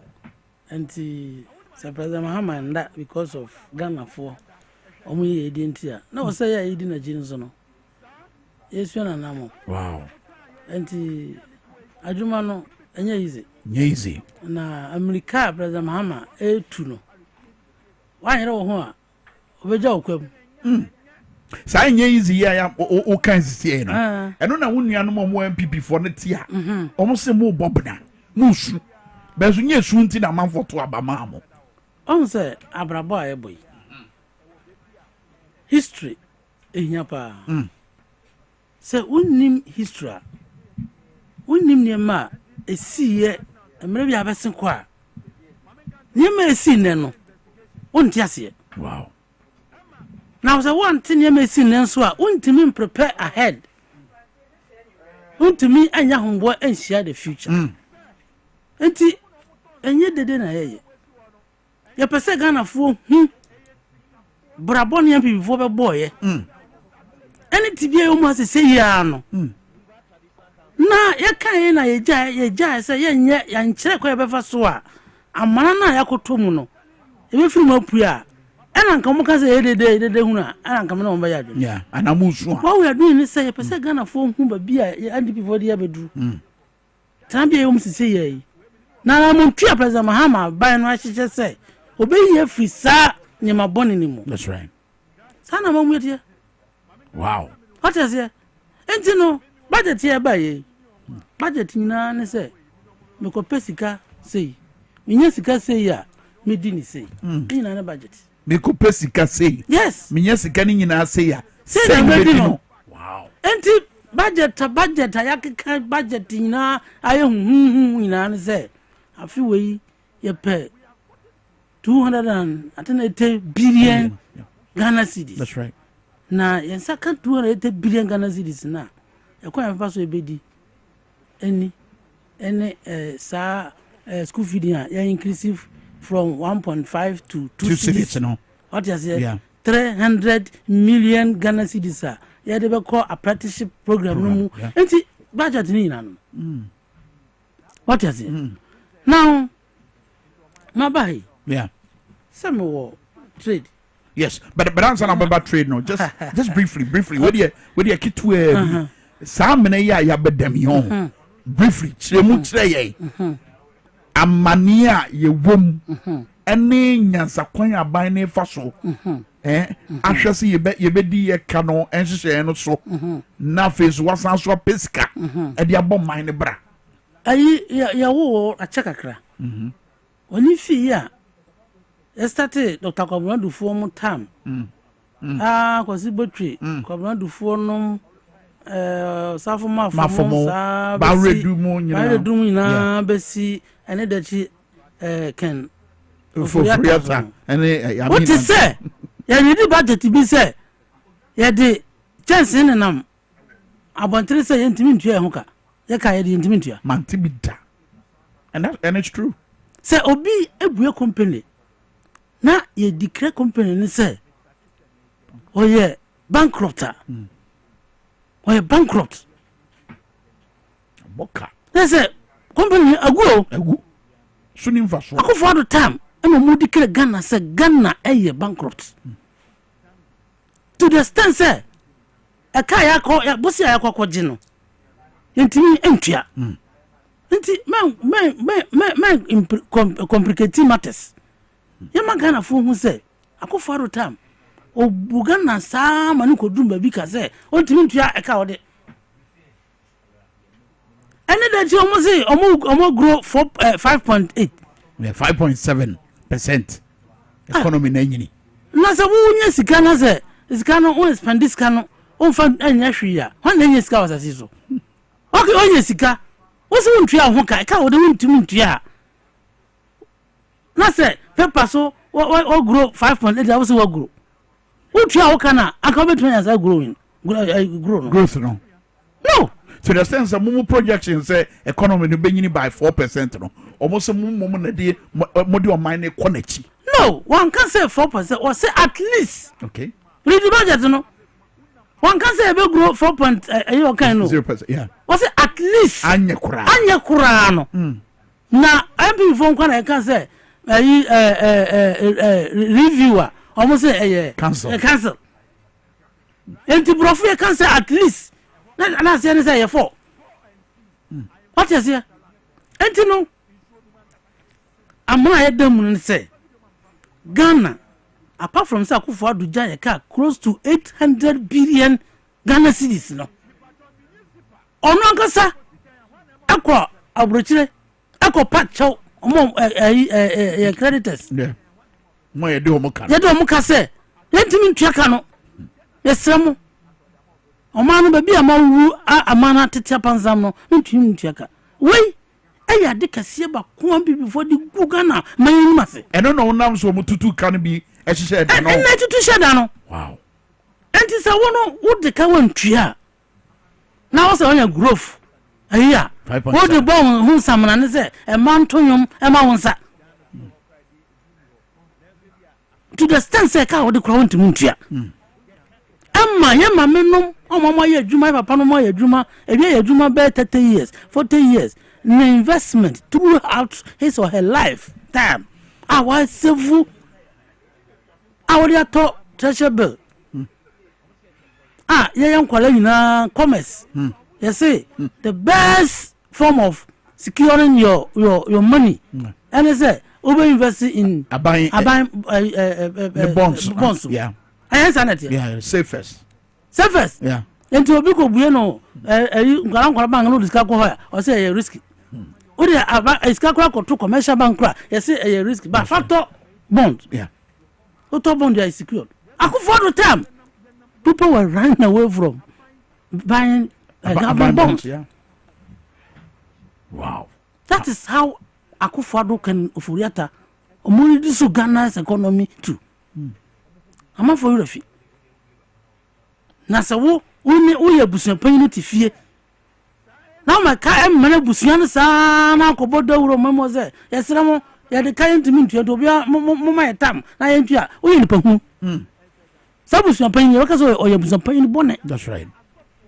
what you say pa sana ku fado ye wow Ghana ha o ka kira dua se fa na nyina se ka ye do ntimi ntua eti ya bedru sa no ehini ena mo kire o budget mo say ye benya skadia ye normal hodo ya ba bobo so yi enu ntina o hwe ya say cut your coat according to your size what you say akofo do no just say look at the size of government and not omo running with and the jijinapo just say argument o he no go no say bun hu for he was not listening to himself.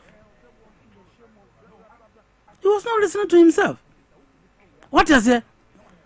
Omubaye no. There were statutory funds. Common fund. Get fund. Yeah. Health insurance levy. Yeah. Road fund. That's right. And others. Omubaye no. Omubaye kapo no. Enti say ye 100% I sanka e get fund yeah na dey adwuma wo school semu no was say my capo no bia 50% capo no ye dey ade capo no ye say esika na ebeba no ye mfa ni na nko get fund ye mfa mi make to consolidated fund no mu any sare how me spend no wow but sika no ana say sa foto no nhihye no so nye sa na tie dabi enti ono ba pa ma ba mende sa foto no no na wo no say no mu ma me kwan na instead of say yeah 100% no abeko get fund and health insurance no yeah dey 60% abeko get fund account mu na 40% no on family consultation fund mu na mu advance support on budget interesting they say opekore discount no and the year so far no omuntimi emmo ho omuntimi nye ho akonta enche mraso bedwafie mi ehunu dom de ade ba ko akufo ado ba ye substantially why ya to ane unlike President Mahama the first time obi ankra ha woni hwekura na woni the first time na 3 that's right what I say yeah wo University of Ghana Medical Center yeah regional Accra regional regional hospital that's right udu ha because on nam US that's right anamwa papa kakra ni o nkra hamunje akufaro 8 years ne why bisa mo tira me ba ko man kan ho tira me ba ko flower pot nye bia flower pot why obeche bi you spent us no sa kwan no mai no na sa kwan no nyo ye Professor Mas atama sitam no mo start here wow how forgotten atama is no cut his sword a flower pot no yes enya Mahama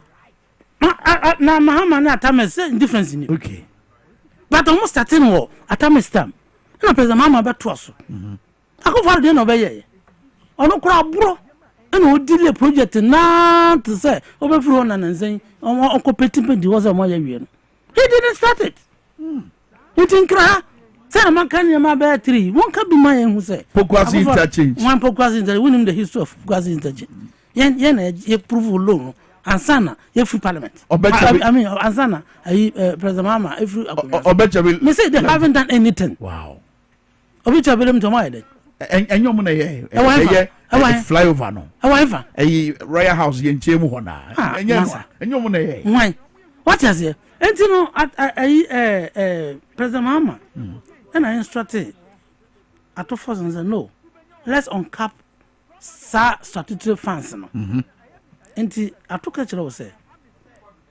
akofo ba nyina no o free education no na ye ad hoc enti emukra ye no man kwara no infested with maggot emwa akwa no timi di emo 1 month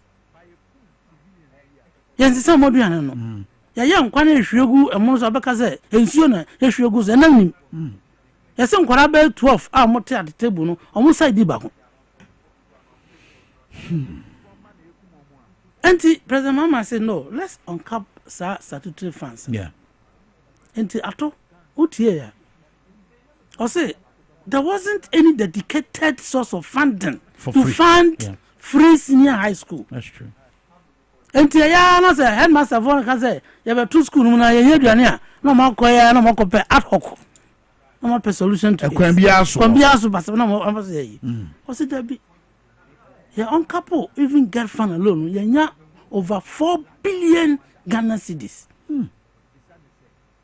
sa 4 billion Ghana cedis no ye betimi e de afinance free senior high school ama ya nya sesa e de bi aye other social intervention and obeso ya febo tesa fibia no tesa yenye dedicated source of funding for free education nti ene no enkoba say afa ene na nti wonya sa 4 billion no ana wayi bi say o de koye free education free senior high school oye wie no wonya sesa kura ma o de 400 million Ghana cedis akwa share friends say nursing training allowance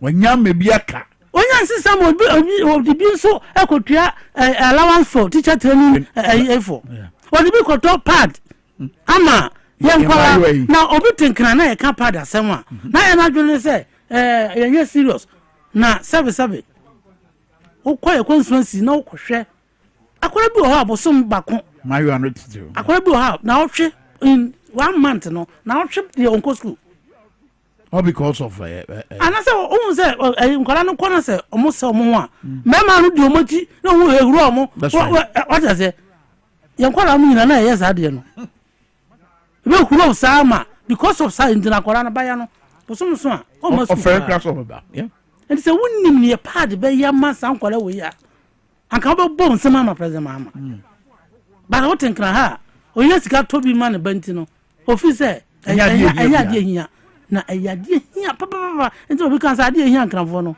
ɛnya kofo duafo what you say nti wo hwɛ sa ne ma wo nyina ɛya de a ye kyerɛ kwan be fa so a ye yi sa 11 na firo ye yi sa emission tax afro ye yi COVID-19 afro nti obi sa sɛ obi da yiska ye dwuma no ɛno na me pɛ wo no ebi na ma kyerɛ wo no na wonim sɛ reducing size of government from 126 to 60 no wonim savings a aye obetima quantify savings am so far I can't do it now yeah finance for be ho adwuma by a significant betim bia ye a normal hodo ba hu sɛ Land Cruiser more than 60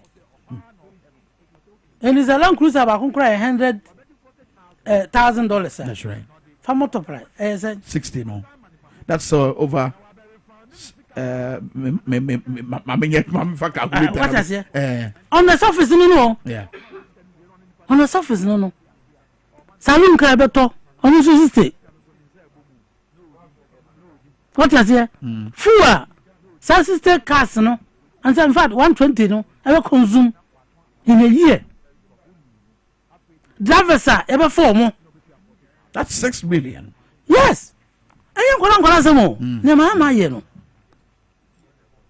sa service sa cutting down of you know na okro ne president mama so ayempo a ama fa adwon koso memeti hey I am a deputy minister but me no say me deputy minister me a deputy minister me MP okay enti MP no betu amka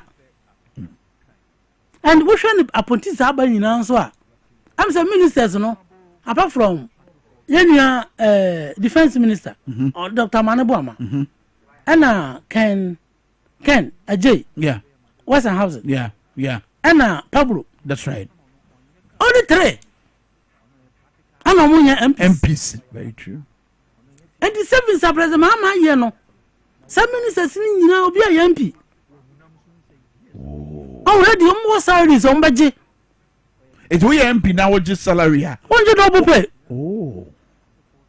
we MP now a minister obi adwene say dey betua o MP ka na say tua o minister ka yes na tie be double payment what they do no say so we minister now we MP a ebia na difference between MP and minister no ebia ko be 1,000 and 2,000 difference and na ya top amount e pay na wo je no enti we no onla sanka ko fo bia onye MP kura na anko budget that much no we MP a president mama fa o minister enti no I can obo ho ye bia 1,000 salaries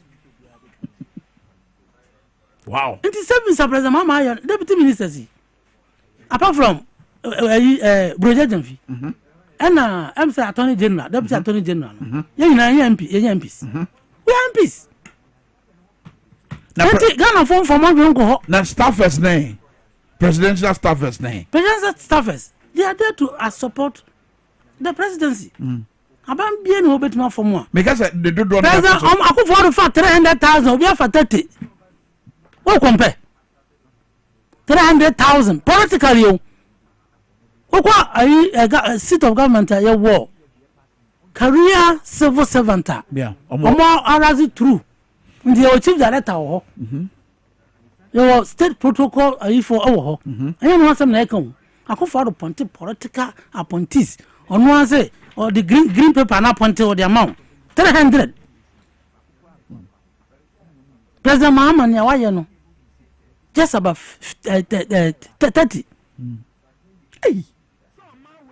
Now we be parliament can say you appointed a year 96. Look,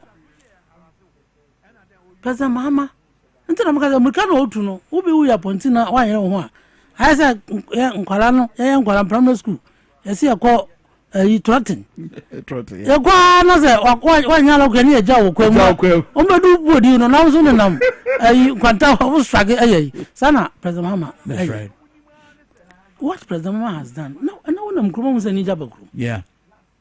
Me mama cry sabi budget no on tiasie no hu kura no o say yes na 11 year fro de hia na no because I don't affect no because o discuss ko akoma na o do ko discuss na say ateso antina nka me bra 1000 no eh tabi o anya 1000 me ko mo mama 850 almost say akwa bi no mo to no ye free so and o mama me say eni na mama bi sam say nada na COVID-19 ya ida no koda dada na ida so etu amuka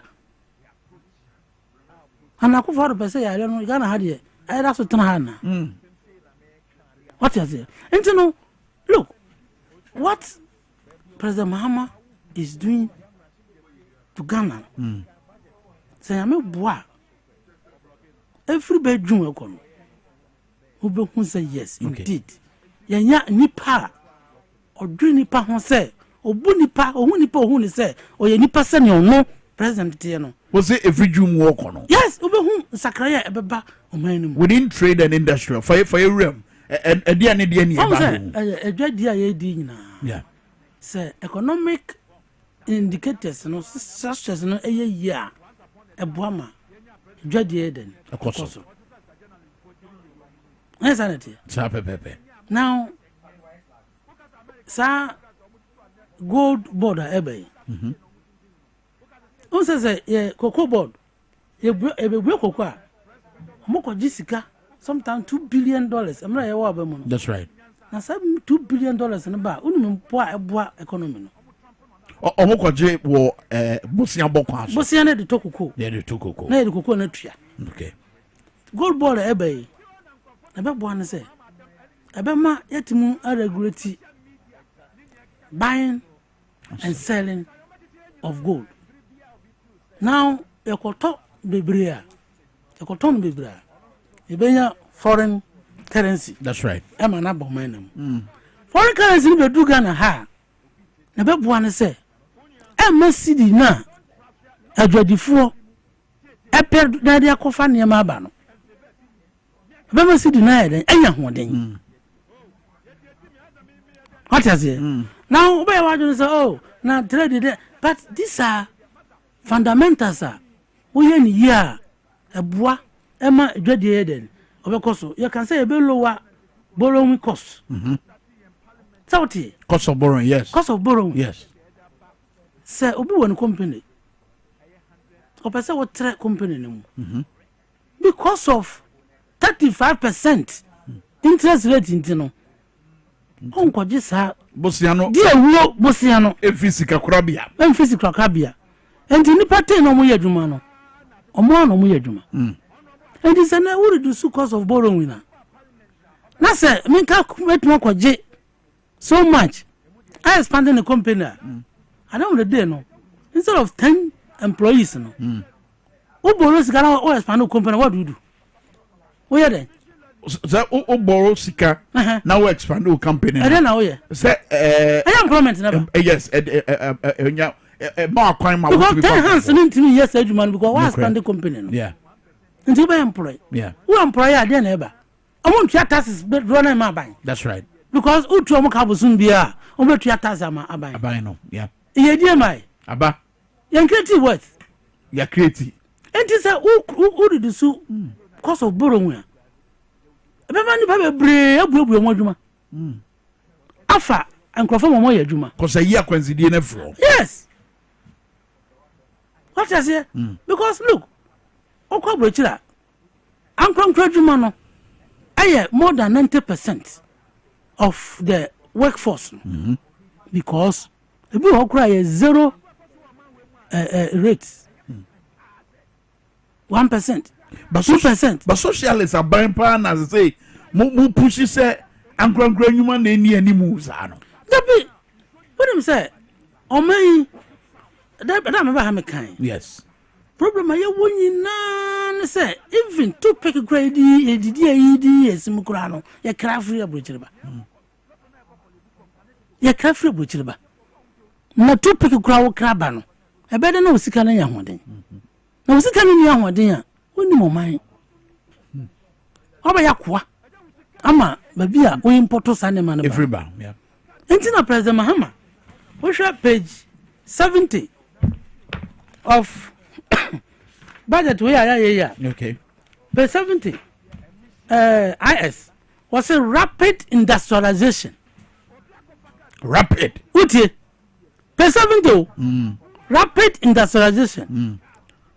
For jobs through the implementation of an accelerated plan to promote value addition for domestic consumption and export. Strategic industries that will support this initiative include the setup of agro-industrial zones. Okay. I'm checking my agro-industrial zones. Oko dodowa. And then in Patamona. So much mango pa. Yenimpa. And the nearby say under agribusiness no. There is a relationship between business and agriculture. And the agriculture be do mango no. Na oti mango ni wi a. Na e dey na happen bi. Say or the raw. That's right.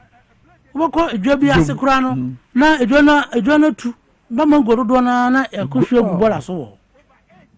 So agribusiness will come in to provide industrial zones no. And you be Ghana man no mo. Na ya segment no. So ba is region. Krobosade na omdua mango pa. And ye na yenkosi factory. Mini factory bi wo. Yeah. What is it? Yeah. Na yema omo ento mango no. Yeah. And is a quality no mango na. Ready market. About man wanting mango no do more. As already market near factory no. Factory no. But we buy factory a buy no ne baby ana. You be combine. A buy ne and private sector. Ebebem. If the next is factory back mu baby mu. What say industrial zones. Well, plural was zones. Until the day, don't want an example. Yeah. Now, Okomukuma. I do maybe a Brodian to me basa or being to obedient. Oxia Kumasa class no more do cargo toss or more banana. Brodiano, a sequence on a bread, not say. Auntie, a home here. Plantain chips factory, yeah. And I say plantain powder. Okay. Auntie, any a honsono. Yankosi sa mini factory bi wo. Yeah. Na say ya kontomra. Say ya dwaboso. Say ya bodi. Say ya yoso. Say ya bibiani. Say ya debiso adabokrum. Obia brode. Ebuso a ye yi na ebedi afiri mu na factory no beto. Ebe ma kuafo no kura nya sika. If you say factory no be ma standard price. Say betim bako. Aya pemwa ne buoni. Aya pamtu a ne buoni. Enti ebe ma farmers no kura nya hoden. Say o meye na duane ne ba. Menye sika. That's right. Enye yedie na ebe. Eno ano no. Enye yedie na ebe. Yedie. Woko me minister ne krom say Tashiman. Tiobodo area. Yeah. Dwabo area. Yeah, in cashew no mo. Yeah, cashew, yeah. Na cashew ha na to.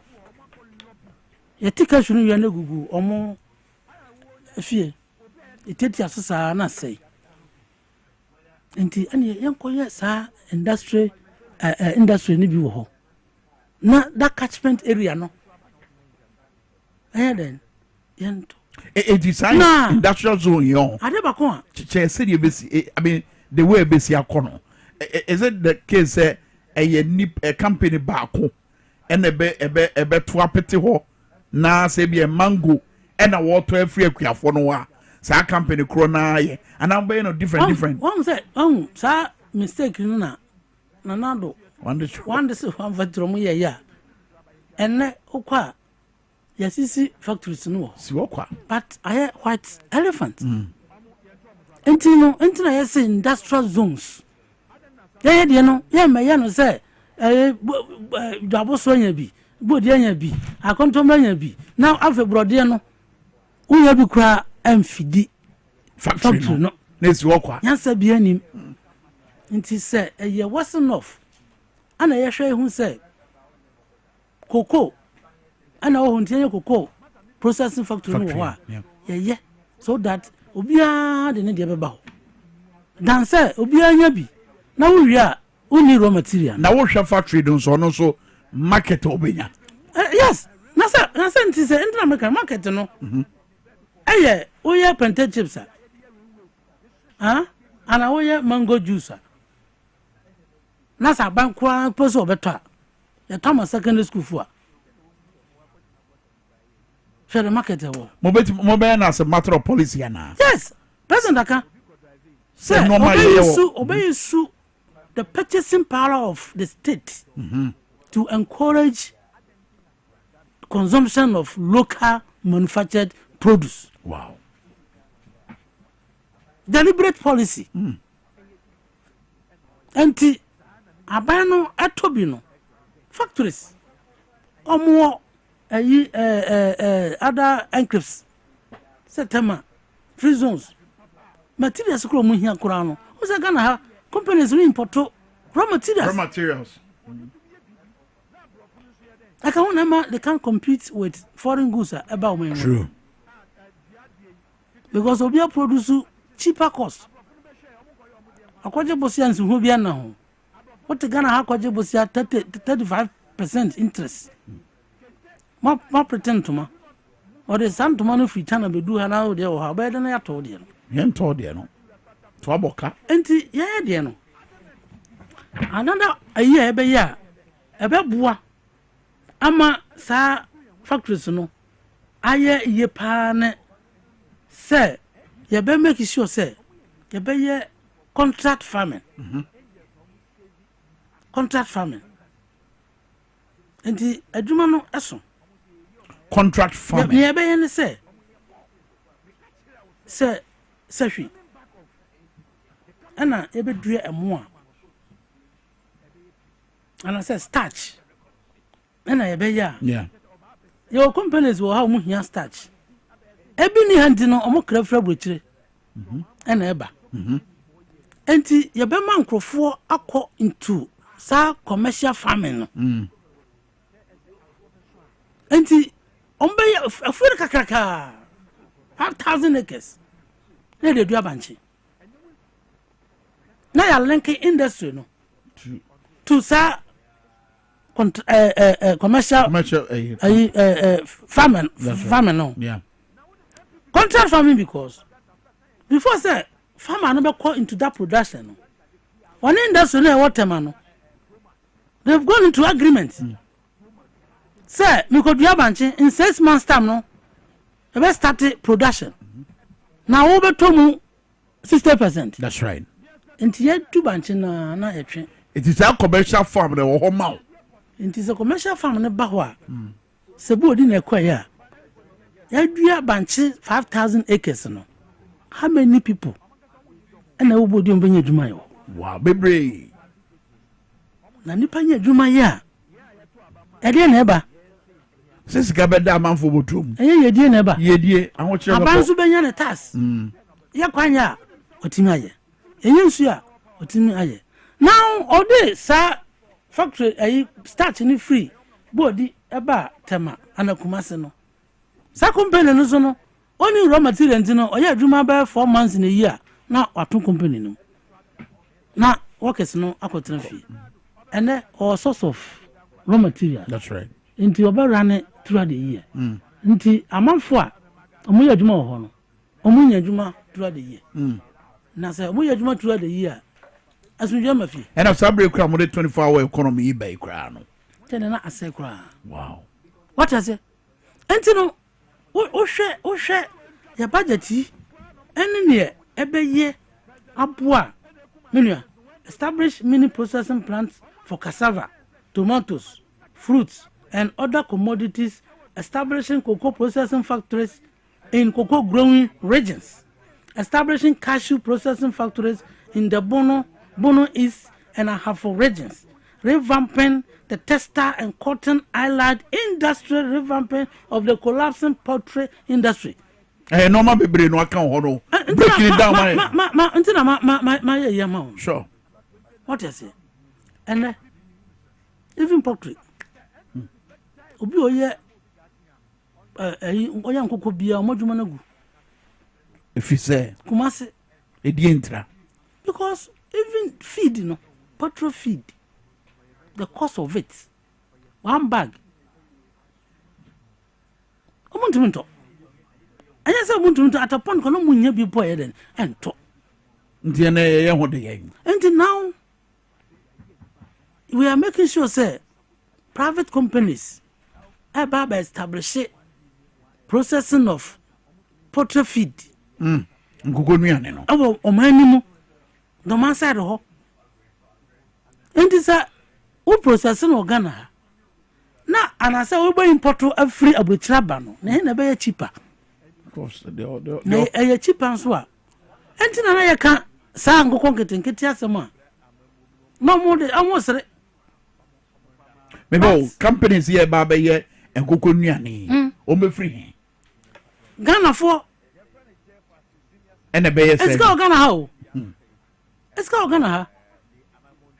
And that's Ghana. And that's any Ghana so Ghana. And your Exim banker and link it to import and export. And say on the commodity be over deliberately you have taken policy decisions there. Yeah, be na export to get more foreign exchange. Yeah. Nti as a bank adwuma ba ya ne say nti wo the proposal ba na who say no yes support to na say wo pineapple processing factory na betima feed local needs. That's right. Na ebi akwa here let's support the person what the plan papa ba who grant you the resources to do it. Because one wo side man na wo be boa man ma adwuma ai den aba. Yeah. Am nkrofo nya adwuma ye. What is it? Sa e-levy and sign man ye furu ho nyina no. Obi kan say tax na ye furu abo industry. E-levy because what the nyama furu bro chira ba ko years tua so much tax. COVID yeah, no run about.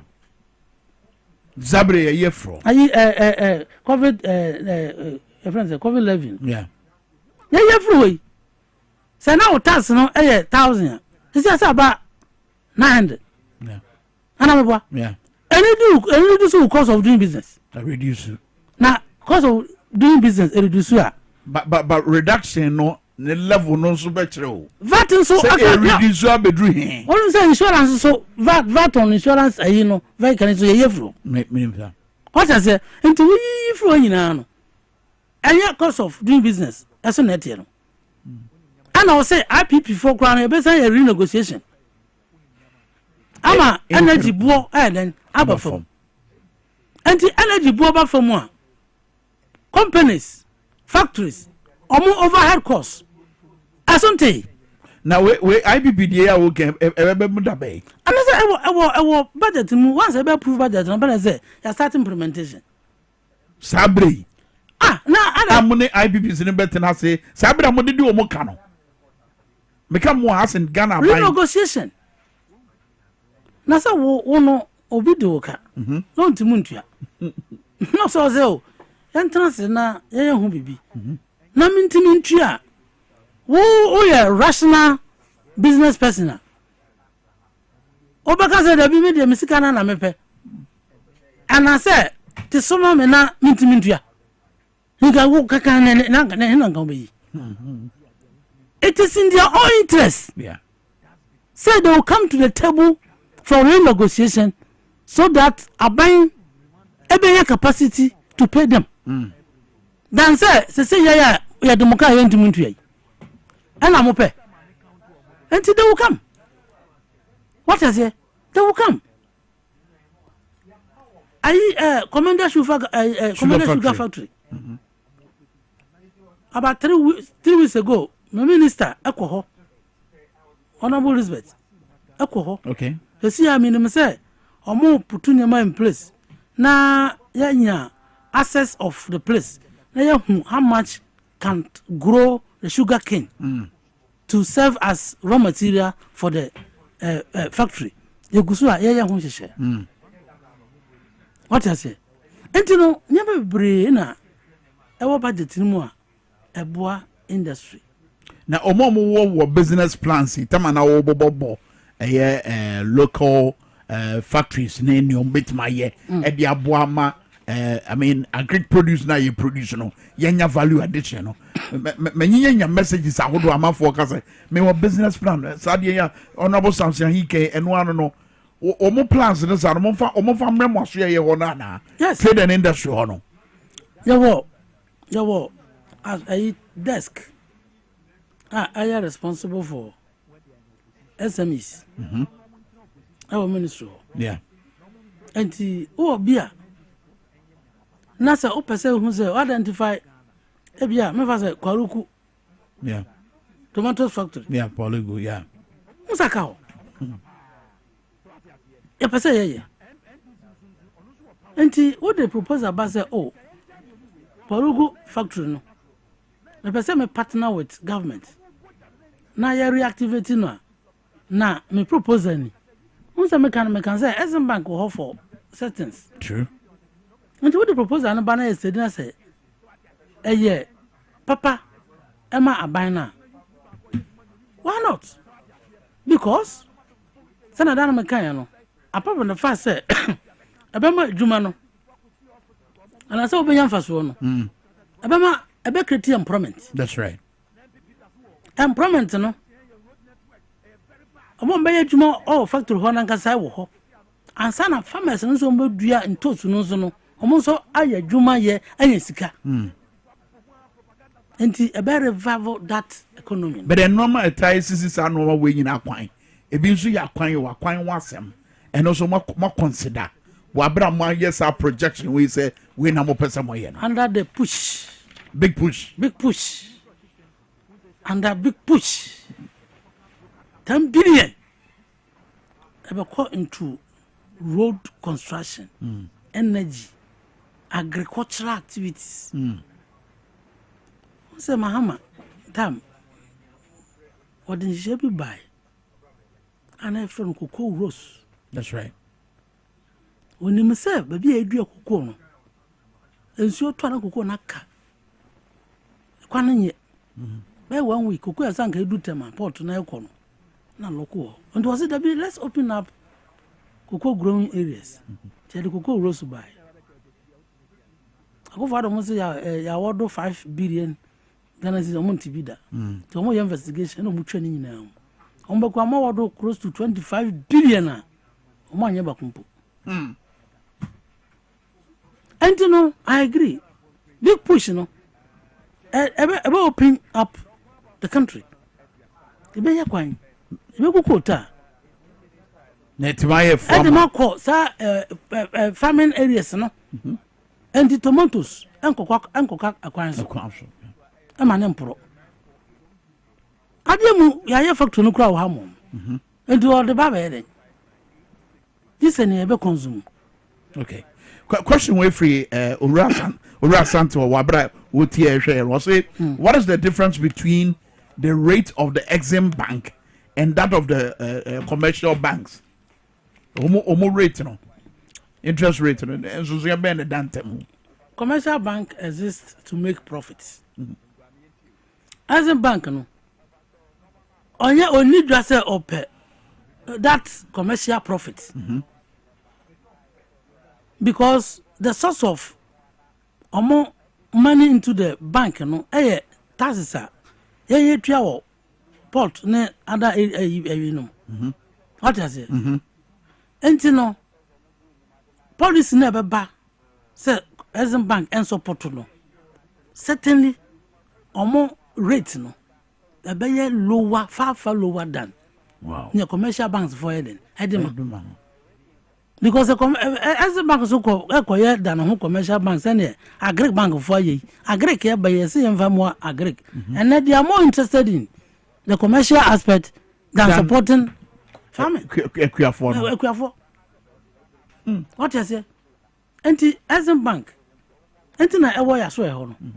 Because na ehwe export and import. Enti deliberately. Now, apart from the traditional commodities export, we have a deliberate policy to encourage non-traditional export. Abrobe, mango, nyakikanga. And this ube processes and money ever so asenia. You cannot go and pay that commercial rate. What do you say? Not yet. I don't have the details. Yeah. But at least that to give out. But like what I can say, and I say, commercial banks exist to make profit. As a bank, no, and no a year just to support the industry to grow. Now the more export to more, income, foreign exchange Ghana, and I don't know what different objective. Okay, I feel fair to baby for our person do any channel. But more questions I would be we are quite maybe say so. Anti near no person mechanism improving access to credit for industries. Even a man see. Anti no Osha say energy cost of energy about for more a bois. What you say? Cost of energy about for more a bois industry. And then I can't come. I say budget by president of Guta. Also, I commend highly. Yeah, obeying. Yeah. What is all? Yes, I didn't be there. Yes. On time. Maybe the Melbourne Pie and say, I could be my holding. I team mobilize the resources. No, I implement it. You know, I sir 24-hour economy now. Nanka man for share ni musa mo babosoro mo nuan mo minority they say as a said ye ato force in canon as a mo dada Ghana for bisa ye dada Ghana for say what do we who report ya mo ba be what the policy no about parliament so friend mama num su na me ka tie for say ne Honorable Samson Ahina wa ye din komo Deputy Minister Trade Industry Agribusiness ye din komo dia fa 2025 budget no ne kafa trade industry na agribusiness and one ye go so ye di ho komo but say no be busa no 24-hour economy no emre pot ye beba minority argument ne say mo dada Ghana for omulim nyamoka 24-hour economy no only say go for day free senior high school by say na meka we ad hoc sa entemla bia na ho 24-hour economy a major policy of this government. It is major policy. It is about that bay. Anti yeah day so I can say there's a team in place or more a faction the modalities yeah the 24-hour economy. What is it? And I make a say one this one factory. Something on me yeah more failing no. Because they didn't think through it. What was the company next you? I said I talk now when is going to fool and go. But to come no when is going to this a go. Can I say you? That's what they have done. And we don't want to repeat that mistake. 24-hour economy no. You're implementing this year. I fear. Bosome Bay. Win I can't tell you because policy no. About cabinet. Ansana Abba. Parliament for approval. They approve we are. We want content of it. Okay. Now, every more started. Me also your friends say publishing a company. Yeah. Almost started. Honorable Kuya to foreign affairs. Also our that passport office. So almost started. Our government institutions in there. implementing no any problem. But private sector no ebeba mu no. And I was saying nya ho hye. Because him say there will be incentives. There will be incentive package for private sector to encourage them to roll onto 24-hour economy. And some modalities in no. When you cannot come and stand one day say must start implement it. For instance, also President Mahama, oche some time it is all kind. Say anadro nipa bebre yada. Yeah. And the energy consumption no. About form. No form. Yeah. And it say obi ese obeye 24-hour economy na say obe run shift na. There should be a different tariffs for omo mbaye adwuma anadro no. Yeah. As against your way to power awian. Yeah. Sikom between was a emra form. What I say? Incentives na work over ma private sector to lure them to roll onto that policy no. I was say ni na. Okay. Na yen kama. Na nkoye say ye di yansa kan no. I say sama aduane. Wa wo nsa kozom. We dia. Ye. Wa ni so a. Odo ko. What I say? Yeah. And Ghana for young but now details no more pair very soon. The details will come. Apprenticeship. What's my 300 million Ghana cedis? Yeah. By way of allocation. Yeah, that's right. Last week, Minister no inaugurate committee. Sir, I want to share a quite a so I'm the policy member. I think it's Friday. More present more report number. Then we'll start to roll out free apprenticeship program. Yeah. Sika ho. Scan da ho. Yagani. Train. Sika na ho me. Dia be shasia no. Enti afi na ebe transfer na say oh, you original offices. And this bia no anyway form be na be take. Yes. Yeah, structures na be bobo. Na nkora na be siande wo mu no ni nyina no eguso ayede but on a surface no cheche mu che saying na sap ye enhihye no be siakọ saying the city the see ano minim say we are na the lead ministry but we are collaborating with Ministry of Youth Development labor for Ekam and ye composes a team na ye be ye. I take back example and say a good hope is a question at the palm.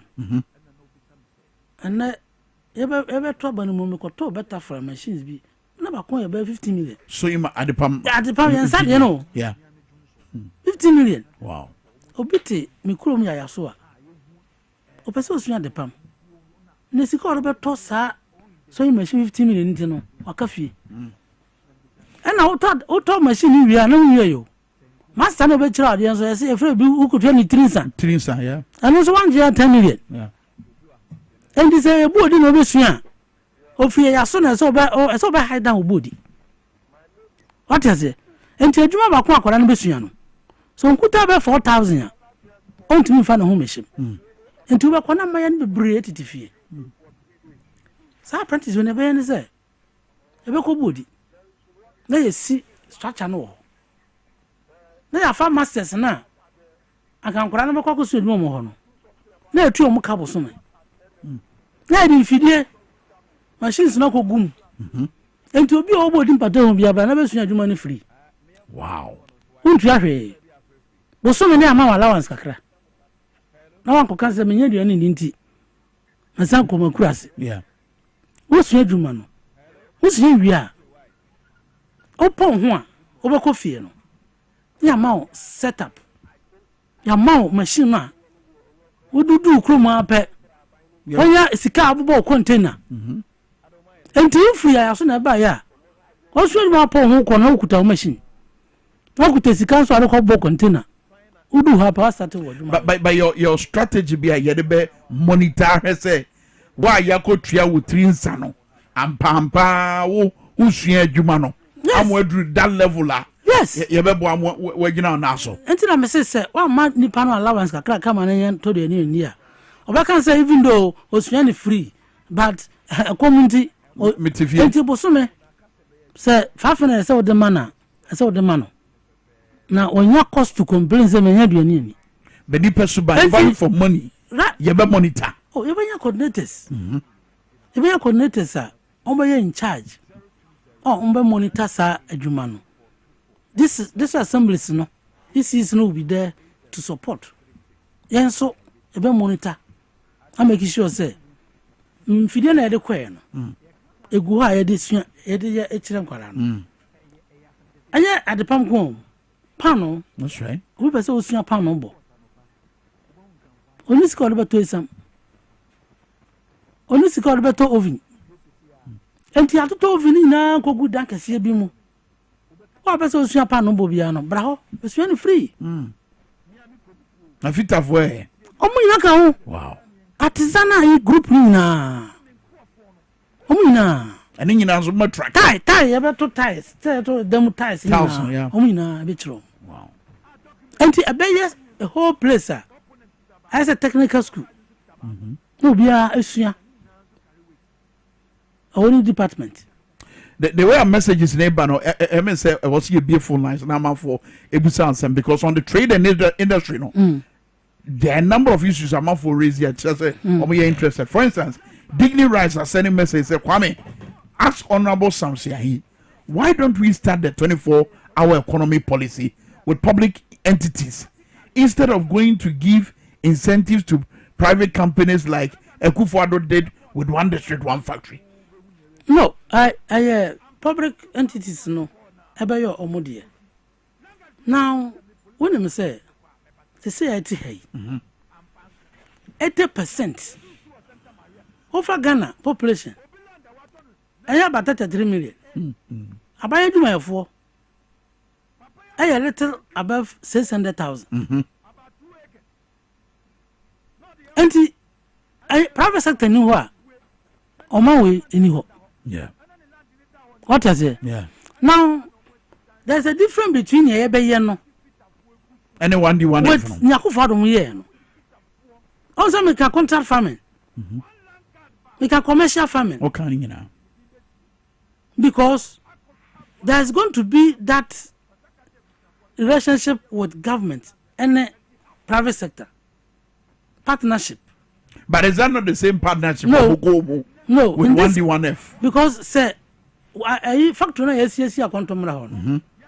Say e wo raw material efidia. Anka adwumayefo na mo ho mo ye adwuma. Anka farmers no mo dua mo ho ina no bia active mo wo adwuma mo ye. But anyhow, and the difference between ye be ye no and ne omo aye no. And say ye no, yes factory no. Who say me can say, ye mesisi ni bebre. Ye be strategic. And it's a dodo example I'm making here say mango el dosun wo ho no. Yan go see minim kuro ho but nim dodo wa. Ofu dodo na okwan.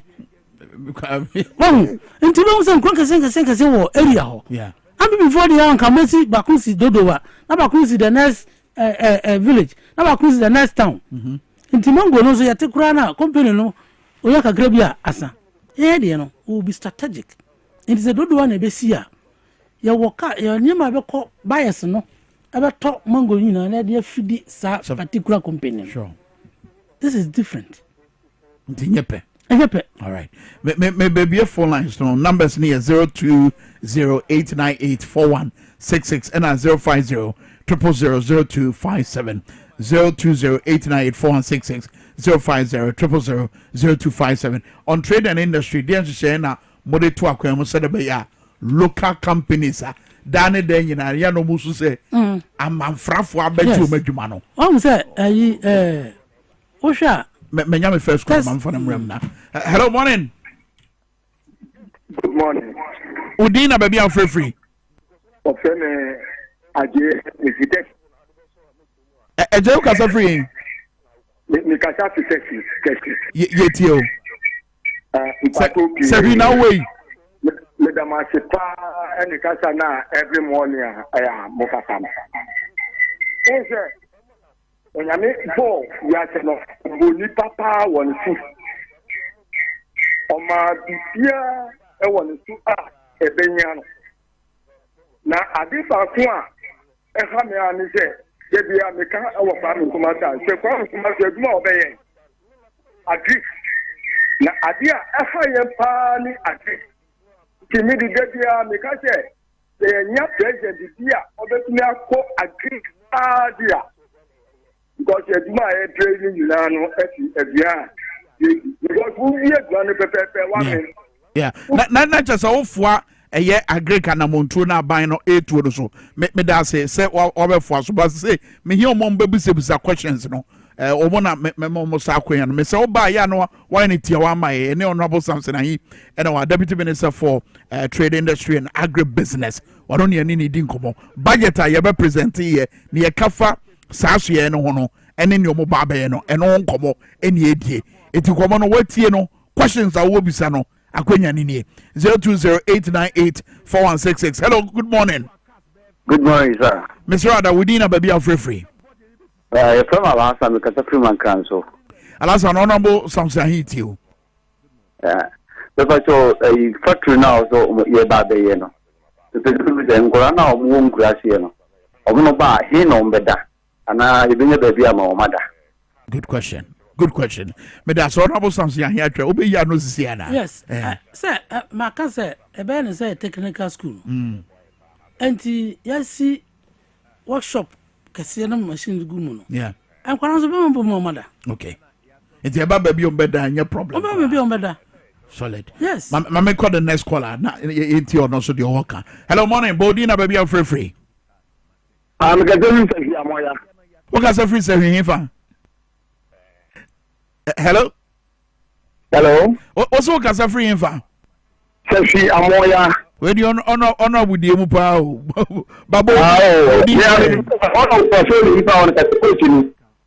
Coach Nekasa. The coach only your coach Kasa it you. The can say, the can say, honor when you're born about. What teachers you are mayor so when you are anytime you okay. Your coach me does it me per questions me does it coach I will about so what is a real pa I will call the next caller more questions be buy no e bre ni 02089841166. Hello morning. Hello Bodina baby I'm free hello morning Kakari yet you this honorable say that's our now be Ghana bia na say honum nko oh what Ghana for now one okay no question will be sir yes interested final one after it will 02089841166. Hello morning. Hello morning. Hello, good morning. Bodina baby I'm free. But may the Godfred because every step you are fair. Godfred, and then there's a request here for power. Godfred yet you. Me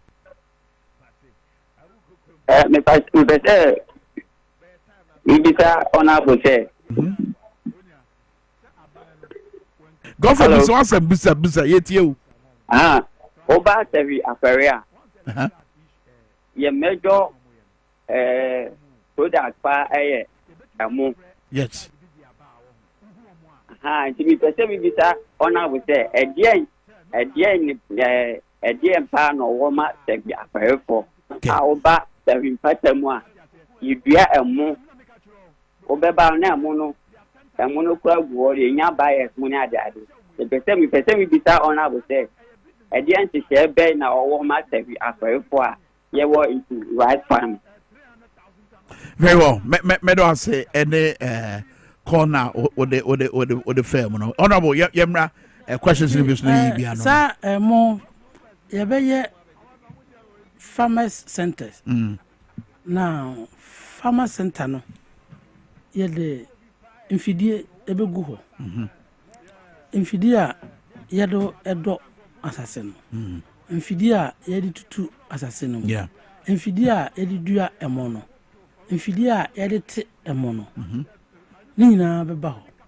Nti wo ye kwani na wodua mo a obekwa ko register with the center no enti week we hia fidie a edebedo wo na wo register na yakoya ma at a fee now some fee no so wuntua ni na credit that's right ameboa na otemu ni wia na o satisfied utua okay now yebaya mu factory ewo ho okay na mu factory no e na wotewo mu na now they are continue to do factory ho na e say why your payment no e yeden ewo ho and I know say president Mahama Nkasa kura ba sehwi no o promise aferefo say yebaya mu rice factory oh true afere eye community a omudua mu pa right enti menso no da makoma so okay so be make sure say in fact mane agric minister kura adi ho komo honorable Poku ya kan wasam our jetum say mbema sa center na bako okay enti munya botere ma okay the other question about factories no feeding you man no and obisa say ebeye mia kakra bia na say Ghana fananya I'm sure say one district one factory no na industrial zones musa ewo budget and I read it industrial zones enti your best segment o mine no in fact oko Ghana fanaba bia omo wo comparative advantage ewo particular crops or commodity what you say enti woko even me krom say woko benum sio area na omo ya nwafo enti adwuma mo ye pa ye gare enti at a point me ankasa kra me to gare processing machine bi mo but when you get to be kakra bi na asay enti sa area no asa wo de gare processing factory ko si ho a do you know what we have done I'm creating serious employment amasa no enti na yes industrial zone okay enti depending on or capacity or competitive advantage awo no on particular product no enti ya ba ho na say kukuro no mako ho dwuma anakaka duro ho dwuma no mo ya depending on niema mo ye no na ya pe ho so does it mean that Ghana baby abenya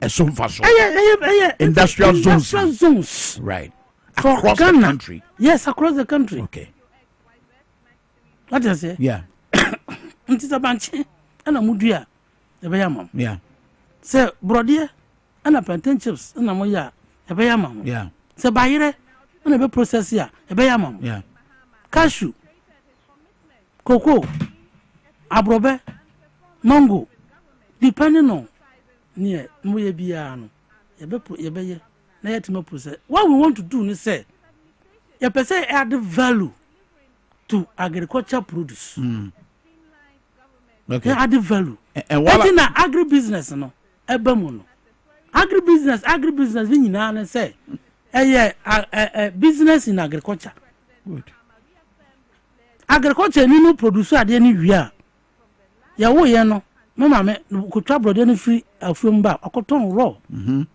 or the banchimba akoton raw now agribusiness is bam because now no mama make ko trouble de ne ba there will be a factory obeto brode no now process factory no add value package now add value ama esika mama me esika what you say pa okotu banchimba okodwom a na okobobo ano na waton banchin no agribusiness abeba mu say kwani ni tu banchin wi a ya introduce business into it business ni say let's process the cassava now there's a factory abe process cassava no what does it ebe piri wo ho piri ba yin na wi ya grande cassava no say start na be ya chim anya ayi no say gare no so na de be ya process gare no ya gare ni wi a o kwa ya kwa dwom na egu 24 bucket mu na ya turn just like that olonka no you be process said that you be package gare ni amana ye akono